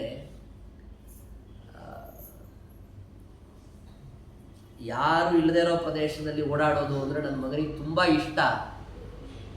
ವಿರಹಿತ ಸ್ವಜನಂ ಚರಣ ಪ್ರಿಯಂ ವಿವಿಧಭೂತ ಭಯಂಕರ ವರ್ತಮನಿ ಐ ಕೃಪಾಲಯ ಪಾಲಯ ಬಾಲಕಂ ಲಘು ಶುಭಸ್ಯ ಮಮೇತ್ಯನವದ್ವಿಜ ಅಂತ ದೇವರು ನಮಸ್ಕಾರ ಮಾಡಬೇಕಾದ್ರೆ ಯಾರು ತಮ್ಮ ಜನನ್ನ ಬಿಟ್ಟು ಎಲ್ಲೆಲ್ಲೋ ಭೂತಗಳು ಓಡಾಡೋ ಥರ ಜಾಗಗಳನ್ನು ಓಡಾಡ್ತಾನೆ, ಒಬ್ಬನೊಬ್ಬನೇ ಓಡಾಡ್ತಾನೆ, ಇವನು ನೀನೇ ರಕ್ಷಣೆ ಮಾಡಬೇಕು ಅಂತ ಅನಂತೇಶ್ವರಿಗೆ ನಮಸ್ಕಾರ ಮಾಡಿದ್ರು ಅಂತ ಹೇಳ್ತಾರಲ್ಲ. ಆ ಥರ ಇವನು ಓಡೋಡಿ ಹೋಗ್ಬಿಡ್ತಿರ್ತಾನೆ. ಈಗಲಿದ್ದಾಗಲೇ ಕೂಗಬೇಕು, ಅವ್ನು ಎಲ್ಲಿದೆಯಪ್ಪ ಬಾರೋ ಅಂತ ಕೂಗಬೇಕು. ಅದು ಒಂದಿತ್ತು, ಎಲ್ಲೇ ಇದ್ದರೂ ಕೂಡ ವಾಸುದೇವ ತಾಯಿ ಕೂಗಿದ ಕೂಡಲೇ ಓಡಿ ಅಲ್ಲದಿದ್ರು ಹಾರಿ ಆದರೂ ಬರ್ತಾ ಇತ್ತು. ಅದಕ್ಕೆ ತಾನೇ ಋಷಿಕೇಶ ತೀರ್ಥರು ಆಚಾರ್ಯರ ಅತ್ಯಂತ ಪ್ರಿಯ ಶಿಷ್ಯರು. ಅವರು ಶ್ರೀಮದ್ ಆಚಾರ್ಯರು ಪ್ರವಚನ ಮಾಡ್ತಾ ಇದ್ದರೆ ಅದಕ್ಕೆ ಬೇಕಾಗುವ ಶ್ಲೋಕವನ್ನು ಹೇಳೋದಕ್ಕೆ ಅಂತ ಅವರು ನಿಲ್ಲಿಸಿರ್ತಿದ್ರಂತ ಆಚಾರ್ಯರು ಅಂತ ಒಂದು ಪ್ರಸಂಗದಲ್ಲಿ ನಾವು ಕೇಳ್ತೀವಿ. ಅಂತಹ ಋಷಿಕೇಶ ತೀರ್ಥರು ಒಂದು ಆಚಾರ್ಯರ ಚಿಕ್ಕದಾಗಿ ಅವರದ್ದು ಕೆಲವು ಅಂಶಗಳನ್ನು ಸೇರಿಸುವಂಥ ಒಂದು ಸ್ತೋತ್ರವನ್ನು ಮಾಡಿದ್ದಾರೆ. ಅದರಲ್ಲಿ ಹೇಳ್ತಾರೆ, ತಾಯಿ ಕೂಗಿದಂತೆ ವಾಸುದೇವ ಬಾರಪ್ಪ ಅಂತ. ಆ ಸಂದರ್ಭದಲ್ಲಿ ಅವರು ವಿಮಾನಗಿರಿಯ ಮೇಲಿದ್ದವರು ಅಲ್ಲಿಂದ ಮೇಲಿಂದ ಮನೆ ಮುಂದೆ ಹಾರಿದರೆ ಅವರ ಪುಟ್ಟ ಪಾದದ ಗುರುತು ಅವರ ಮನೆ ಮುಂದೆ ಬಿದ್ದಿದೆ ಅಂತ. ಅದೇ ಪಾದದ ಗುರುತನ್ನು ಇವತ್ತು ಕೂಡ ನಾವು ಪಾಜಕ ಕ್ಷೇತ್ರದಲ್ಲಿ ನೋಡ್ತೀವಿ. ಹಾಗೆ ಎಲ್ಲೇ ಇದ್ರೂ ಕೂಡ ಬರ್ತಾ ಇದ್ರು. ಆದರೆ ಹೇಳದೆ ಹೋಗ್ಬಿಟ್ಟ, ಬರಬಾರ್ದು ಅಂತ ಕೋಪ ಮಾಡಿಕೊಂಡೆ ಬಿಟ್ರೆ ನನ್ನ ಗತಿ ಏನು ಅಂದ್ಬಿಟ್ಟು ಆಯ್ತು ಸನ್ಯಾಸ ತಗೋ ಅಂತ ಹೇಳಿತ್ತು. ಸನ್ಯಾಸ ತಗೊಂಡ ಮೇಲೆ ಆಚಾರ್ಯರ ನಿತ್ಯ ಸಂಪರ್ಕದಲ್ಲಿ ಇದ್ರು ತಂದೆ ತಾಯಿಗಳು. ಆಚಾರ್ಯರ ನಿತ್ಯ ಸಂಪರ್ಕದಿಂದಲೇ ಅವರು ವೈಕುಂಠಕ್ಕೆ ಹೊರಟೋದ್ರು ದೇಹತ್ಯಾಗವನ್ನು ಮಾಡಿದ ಅನಂತರದಲ್ಲಿ ಅಂತನ್ನುವುದನ್ನು ನಾರಾಯಣ ಪಂಡಿತಾಚಾರ್ಯರು ಉಲ್ಲೇಖ ಮಾಡ್ತಾರೆ. ಹಾಗಾಗಿ ಆ ತಂದೆ ತಾಯಿಗಳಿಗೂ ಕೂಡ ಸನ್ಯಾಸ ತಗೊಳ್ಳೋದಕ್ಕೆ ಬೇಡ ಅಂತ ನಿಲ್ಲಿಸಕ್ಕಾಗಲಿಲ್ಲ. ಇನ್ನು ಒಂದೇನು, ಸನ್ಯಾಸ ತಗೊಂಡ್ರು ಅಚ್ಯುತ ಪ್ರಜ್ಞರ ಹತ್ರ. ಅದಾದ ಮೇಲೆ ನಾನು ಗಂಗಾ ನದಿ ಹೊರಟೆ, ಗಂಗಾ ನದಿ ಸ್ನಾನ ಮಾಡ್ಕೊಂಡು ಬರಕ್ಕೆ ಹೋಗ್ತೀನಿ ಅಂದರೆ ಅಚ್ಯುತ ಪ್ರಜ್ಞರು ತಡಿಬೇಕು, ಹೋಗ್ಬೇಡ ಅಂತ. ನಾನು ತಡೆದ್ರೆ ನಿಲ್ಲೋನಲ್ಲ ಇವನು ಶಿಷ್ಯ ಅಂತ ಗೊತ್ತಾಗಿ ಅನಂತೇಶ್ವರ ದೇವರ ಹತ್ರ ಹೋಗಿ ಪ್ರಾರ್ಥನೆ ಮಾಡಿಕೊಂಡ್ರು. ಅನಂತೇಶ್ವರ ದೇವರು ಆ ಅಚ್ಯುತ ಪ್ರಜ್ಞರ ಮೇಲಿರುವ ದಯೆಯಿಂದ ಮಧ್ವಾಚಾರ್ಯರನ್ನ ತಾತ್ಕಾಲಿಕವಾಗಿ ತಡೆದಂತೆ. ಇಲ್ಲ ನೀನು ಹೋಗ್ಬೇಡಪ್ಪ, ನಿನಗೇನು ಗಂಗಾ ನದಿ ಸ್ನಾನ ಆಗ್ಬೇಕು ತಾನೆ, ಅಷ್ಟೇ ತಾನೆ, ಅದಕ್ಕೆ ಎಲ್ಲೂ ಹೋಗಬೇಡ. ಇತಸ್ತೃತೀಯೇ ದಿವಸೆ ದ್ಯುನಿಮ್ನಗ ತ್ವದರ್ಥ ಮಾಸ್ಮಾಕ ತಟಾಕ ಮಾವ್ರಜೆ. ಅಥೋ ನಯಾಯ ಇತಿ ತಂ ತದಾ ವದತ್ ಪ್ರವಿಶ್ಯ ಕಂಚಿತ್ ಕರುಣಾಕರೋ ಹರಿಹಿ. ಇನ್ನು 3 ದಿವಸಕ್ಕೆ ಸರಿಯಾಗಿ ಇಲ್ಲಿಗೆ ನಮ್ಮ ತಟಾಕಕ್ಕೇನೆ ಯಾವುದನ್ನ ಇವತ್ತು ನಾವು ಮಧ್ವ ಸರೋವರ ಅಂತ ಕರಿತೀವಿ, ಮೊದಲದನ್ನ ಅನಂತ ಸರೋವರ ಅಂತ ಕರಿತಿದ್ರು ಅಂತ ಹೇಳ್ತಾರೆ. ಆ ತಟಾಕಕ್ಕೆ ಭಗವಂತ ಗಂಗಾ ನದಿಯನ್ನೇ ಕರೆಸಿದ. ಗಂಗಾ ನದಿ ಬರುತ್ತೆ, ಎಲ್ಲೂ ಹೋಗತಕ್ಕದ್ದಲ್ಲ, ನೀನೆಲ್ಲೂ ಹೋಗ್ಬೇಕಾದ್ದಿಲ್ಲ ಅಂತ ಹೇಳಿದ್ದಕ್ಕಾಗಿ ಶ್ರೀಮದ್ ಆಚಾರ್ಯರು ಆಗ ಸ್ವಲ್ಪ ದಿವಸಗಳ ಕಾಲ ಅಲ್ಲಿಯೇ ತಂಗಿದ್ರು. ಆದರೆ ಮತ್ತನಂತರದಲ್ಲಿ ಗಂಗಾ ನದಿಗೆ ಅಂತ ಹೊರಟ್ರೆ ಆವಾಗ ಅಚ್ಯುತ ಪ್ರಜ್ಞರು ತಡೆಯೋದಕ್ಕೆ ಪ್ರಯತ್ನ ಪಟ್ಟರು. ಆವಾಗ ದೇವರು ಹೇಳಿಲ್ಲ, ಈಗ ಬರಲೇಬೇಕು ಅಂತ ದೇವರು. ಯಾಕೆ ಅಂತ ಕೇಳಿದರೆ, ಆ ಭಗವಂತನಿಗೆ ಅತ್ಯಂತ ಪ್ರಿಯವಾದಂತಹ ಗೀತಾ ಭಾಷ್ಯವನ್ನು ಆಚಾರ್ಯರು ರಚನೆ ಮಾಡಿದರು. ಅಂತಹ ಗೀತಾ ಭಾಷ್ಯವನ್ನು ತಾನು ಸ್ವತಃ ಸಮರ್ಪಣೆ ಮಾಡಿಸ್ಕೊಳ್ಬೇಕು ಅನ್ನುವಂತಹ ಅಪೇಕ್ಷೆಯಿಂದ ಭಗವಂತನೇ ಅವರನ್ನು ಬದರಿಕಾಶ್ರಮಕ್ಕೆ ಕರೆಸ್ಕೊಂಡ. ಆಚಾರ್ಯರು ತಾವು ಆ ಏನು ಗ್ರಂಥವನ್ನು ಎಲ್ಲ ಜನರನ್ನು ಹೊರಗೆ ಕಳಿಸಿ ತಾವು ಅದನ್ನು ಪ್ರವಚನ ಮಾಡಿದರೆ ಭಗವಂತನಿಗೆ ತುಂಬ ಸಂತೋಷವಾಯಿತು. ಅದರಲ್ಲಿ ಇರುವ ಶಕ್ತಿತಃ ಅನ್ನೋ ಪದ ತೆಗೆದುಹಾಕಿ ಲೇಷತಃ ಅನ್ನೋ ಪದವನ್ನು ಹಾಕಿಸಿದ್ದು ಅನ್ನೋ ವಿಚಾರ ಒಂದು ಕಡೆಗಾದರೆ, ಪ್ರವಚನ ಮುಗಿದಿತ್ತು, ಜನ ಎಲ್ಲ ಮಲ್ಕೊಂಡ್ಬಿಟ್ಟಿದ್ರು. ಸ್ವತಃ ಪರಮಾತ್ಮ ಭೂಮಿಯ ಮೇಲೆ ಕೈ ತಟ್ಟಿ ಹೇಳಿದ, ಏನು ಮತ್ತೆ ನೀನು ಪ್ರವಚನ ಮಾಡಬೇಕು. ಆಯಿತು ಅಂತ ಹೇಳಿ ಎಲ್ಲ ಶಿಷ್ಯರನ್ನ ಕೂರಿಸಿಕೊಂಡು ಪ್ರೋತ್ಥಿತ ಪ್ರವಚನಂ ವ್ಯಧಿತೈಪ್ಯ ಗೀತಾಭಾಷ್ಯವನ್ನು ಮತ್ತೆ ಶ್ರೀಮದಾಚಾರ್ಯರು ಪ್ರವಚನ ಮಾಡಿದರು. ಹೀಗೆ ನಿರಂತರವಾಗಿ ಶಿಷ್ಯರಿಗೆ ಈ ವಿಧವಾದಂತಹ ಗ್ರಂಥಗಳನ್ನು ಪಾಠ ಹೇಳ್ತಾ ಇರೋದು ಅಂತನ್ನೋದನ್ನು ಭಗವಂತನೇ ಅವರಿಗೆ ಅನುಗ್ರಹಿಸಿ ನಿಲ್ಲಿಸಬಾರದು ಅಂತ ಆದೇಶಿಸುವಾಗ ಅದನ್ನು ನಿಲ್ಲಿಸೋದಕ್ಕೆ ಬೇರೆಯವರಿಗೆ ಯಾರಿಂದ ಸಾಧ್ಯ? ಅವರು ಪ್ರವಚನ ಹೇಳಬೇಕಾದ್ರೆ ಅದನ್ನು ನಿಲ್ಲಿಸಬೇಕು ಅಂತ ತುಂಬ ಜನ ಪ್ರಯತ್ನ ಪಟ್ಟರು. ಅದು ಕೆಲವು ಕಥೆಗಳನ್ನು ಹೇಳ್ತಾರಲ್ಲ, ಮಲ್ಲರನ್ನ ಕೆಲವರನ್ನು ಕರ್ಕೊಂಡ್ಬಂದು ಪ್ರವಚನ ಕಾಲದಕ್ಕೆ ಕುತ್ತಿಗೆಯನ್ನು ಹಿಸುಕಬೇಕು ಅಂತ ಪ್ರಯತ್ನ ಮಾಡಿದಂಥವರು ಕೂಡ ಜನ ಇದ್ದರು. ಆದರೆ ಎಷ್ಟು ಕತ್ತನ್ನು ಹಿಸುಕ್ತಾರೆ ಅಷ್ಟಷ್ಟು ಅವರಿಗೆ ಆ ಧ್ವನಿ ಜಾಸ್ತಿನೇ ಆಗ್ತಾ ಇತ್ತು. ಆ ಕುತ್ತಿಗೆ ಹಿಸುಕದಾಗ ಮೊದಲು ಮೆತ್ತಗನಿಸ್ತಾ ಇತ್ತು, ಅನಂತರದಲ್ಲಿ ಮುಕ್ತ್ವಾ ಅಯಃ ಕಠಿಣ ತರತ್ವಚಂ ಶಿರೋಧಿಂ ಪರ್ಯಾಯ ಸ್ಫುಟವಚನಾಂ ನಿಪೇತು ಕೌ, ಏನೋ ಕಬ್ಬಿಣದ ಕಂಬವನ್ನು ಒತ್ತಿದಾಗ ಆಗ್ಲಿಕ್ಕಾಗಿ ಸುಸ್ತಾಗಿ ಕೊನೆಗೆ ಸೋತು ಬೆವತು ಕೆಳಗೆ ಬಿದ್ದೋದ್ರು ಅಂತ ನೋಡೋಣ ಹೇಳ್ತಾರೆ. ಹೀಗೆ ಆಚಾರ್ಯರು ಯಾವುದೇ ವಿಧವಾದ ಪ್ರವೃತ್ತಿಗಳನ್ನ ಯಾರಿಗೂ ತಡಿಲಿಕ್ಕೆ ಸಾಧ್ಯವಿಲ್ಲ. ಎಲ್ಲಿಯ ತನಕ ಅವರು ಭೌತಿಕವಾಗಿ ಅವರು ಮಾಡುವ ಪ್ರವಚನ, ಅವರ ಪ್ರಯಾಣ, ಅವರ ದೀಕ್ಷೆ ಯಾವುದನ್ನೂ ಭಂಗ ಮಾಡಲಿಕ್ಕಾಗಲ್ಲ ಅನ್ನೋದು ಒಂದು ಕಡೆಗಾದರೆ, ಮತ್ತೊಂದು ಕಡೆಗೆ ಅವರು ತಮ್ಮ ಗ್ರಂಥಗಳ ಮೂಲಕವಾಗಿ ಸಜ್ಜನರಲ್ಲಿ ತತ್ವಪ್ರಚಾರವನ್ನು ಮಾಡಬೇಕು ಅಂತ ನಿರ್ಧಾರ ಮಾಡಿದ್ರಲ್ಲ, ಅದಕ್ಕೂ ಭಂಗ ತರಿಸೋದಕ್ಕೆ ಅಂತ ಪದ್ಮತೀರ್ಥ ಪ್ರಯತ್ನ ಮಾಡಿದ. ಗ್ರಂಥ ಅಪಹಾರವನ್ನು ಮಾಡಿಬಿಟ್ಟ. ಆಚಾರ್ಯರು ಹೋಗಿ ಅವನನ್ನು ಮತ್ತೆ ವಾದದಲ್ಲಿ ಸೋಲಿಸಿ ಆ ಗ್ರಂಥಗಳನ್ನು ಪಡೆದು ಮಧ್ಯಸ್ಥರ ಕೈಯಲ್ಲಿಟ್ಟು ರಾಜನಿಗೆ ಸುದ್ದಿ ತಲುಪಿಸಿದರೆ, ಜಯಸಿಂಹ ರಾಜ ಆಚಾರ್ಯರನ್ನು ತನ್ನಲ್ಲಿಗೆ ಕರೆಸಿಕೊಂಡು ಸರ್ವ ಜನ ಸಮಕ್ಷಮವಾಗಿ ಆ ವಿಧವಾದಂತಹ ಸರ್ವಮೂಲ ಗ್ರಂಥಗಳನ್ನು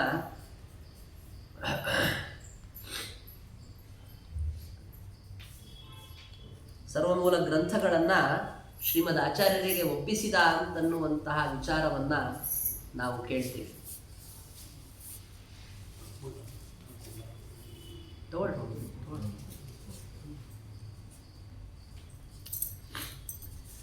ಈ ವಿಧವಾದಂತಹ ಅವ್ಯಾಹತವಾದಂತಹ ಪ್ರವೃತ್ತಿ ಆ ವಾಯುದೇವರಲ್ಲಿ ಇರುವಂತಹದ್ದನ್ನು ನಾವು ಮಧ್ವ ಅವತಾರದ ಚರಿತ್ರಗಳಲ್ಲಿ ಹೆಜ್ಜೆ ಹೆಜ್ಜೆಗೂ ಕೂಡ ಕಾಣಬಹುದಾಗಿದೆ.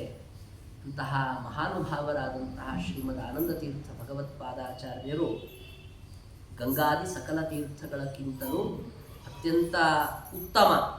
ಯಾಕೆ ಅಂತ ಹೇಳಬೇಕಾದ್ರೆ ವ್ಯಾಸರಾಜರು ಹೇಳ್ತಾರಲ್ಲ, ಅಜಡಂ ಅಂತ, ಅಭ್ರಮಂ ಭಂಗರಹಿತಂ ಅಜಡಂ ವಿಮಲಂ ಸದಾ ಅಂತ. ನಾವು ಸ್ನಾನ ಮಾಡುವಂತಹ ತೀರ್ಥ ಇದೆಯಲ್ಲ, ಅದು ಜಡ, ಆದರೆ ಜಡ ಅಂದರೆ ಜಲ, ಲಡೆಯವರ ಭೇದ ಇಟ್ಕೊಂಡು ಅವರು ವರ್ಣನೆ ಮಾಡಿರೋದು. ಅದು ಜಲ. ಜಲ ಏನಿದ್ರು ಜಡವೇ. ಆದರೆ ಚೇತನ ರೂಪವಾದಂತಹ ಒಂದು ತೀರ್ಥ ಅಂತಂದರೆ ಅದು ಆನಂದ ತೀರ್ಥ ಅಂತಾದ್ದರಿಂದ ಆ ಆನಂದ ತೀರ್ಥ ಅಂತನ್ನೋದಕ್ಕೆ ತುಲನೆಯನ್ನು ಕೊಡಬೇಕು ಅಂದರೆ ನಾವು ಸುಮ್ಮನೆ ದೃಷ್ಟಾಂತ ಅರ್ಥ ಮಾಡಿಸೋದಕ್ಕೆ ಗಂಗಾ ನದಿಯ ಸಾದೃಶ್ಯವನ್ನು ಹೇಳ್ತಾ ಬಂದದ್ದಷ್ಟೇ. ಆದರೆ ವಸ್ತುತಃ ಹೇಳಬೇಕು ಅಂದರೆ ಪೂರ್ತಿ ಸರಿಯಾಗುವ ದೃಷ್ಟಾಂತ ಅಂತ ತಗೊಳಕ್ಕೆ ಹೋದರೆ ಅತುಲ. ಅವರಿಗೆ ತುಲನೆ ಮಾಡುವಂಥ ಒಂದು ತೀರ್ಥವನ್ನು ಲೋಕದಲ್ಲಿ ನೀವು ಹುಡುಕೋದು ಕಷ್ಟ ಇದೆ. ಆದ್ದರಿಂದ ಅಂತಹ ಶ್ರೀಮದ್ ಆನಂದ ತೀರ್ಥ ಭಗವತ್ಪಾದಾಚಾರ್ಯರ ಸೇವೆಯನ್ನು ಯಥಾಶಕ್ತಿಯಾಗಿ ನಾವು ಮಾಡಬೇಕಾದಂತಹದ್ದು. ಅವರ ಒಂದು ಪ್ರತೀಕವೇ ಇದ್ದಂತೆ ಸರ್ವಮೂಲ ಗ್ರಂಥಗಳು. ಆಚಾರ್ಯರ ಇನ್ನೊಂದು ರೂಪ ಅಂತ ನಾರಾಯಣ ಪಂಡಿತಾಚಾರ್ಯರು ಅದನ್ನು ವರ್ಣನೆ ಮಾಡ್ತಾರೆ. ರೂಪ ಮನ್ಯದಿವ ಧನ್ಯಮಾತ್ಮನಃ. ಅಂತಹ ಗ್ರಂಥವನ್ನು ಪುನಃ ಪುನಃ ಆವೃತ್ತಿ ಮಾಡುವುದು ಅಂತನ್ನೋದು ನಮ್ಮೆಲ್ಲ ಸಜ್ಜನರ ಕರ್ತವ್ಯ.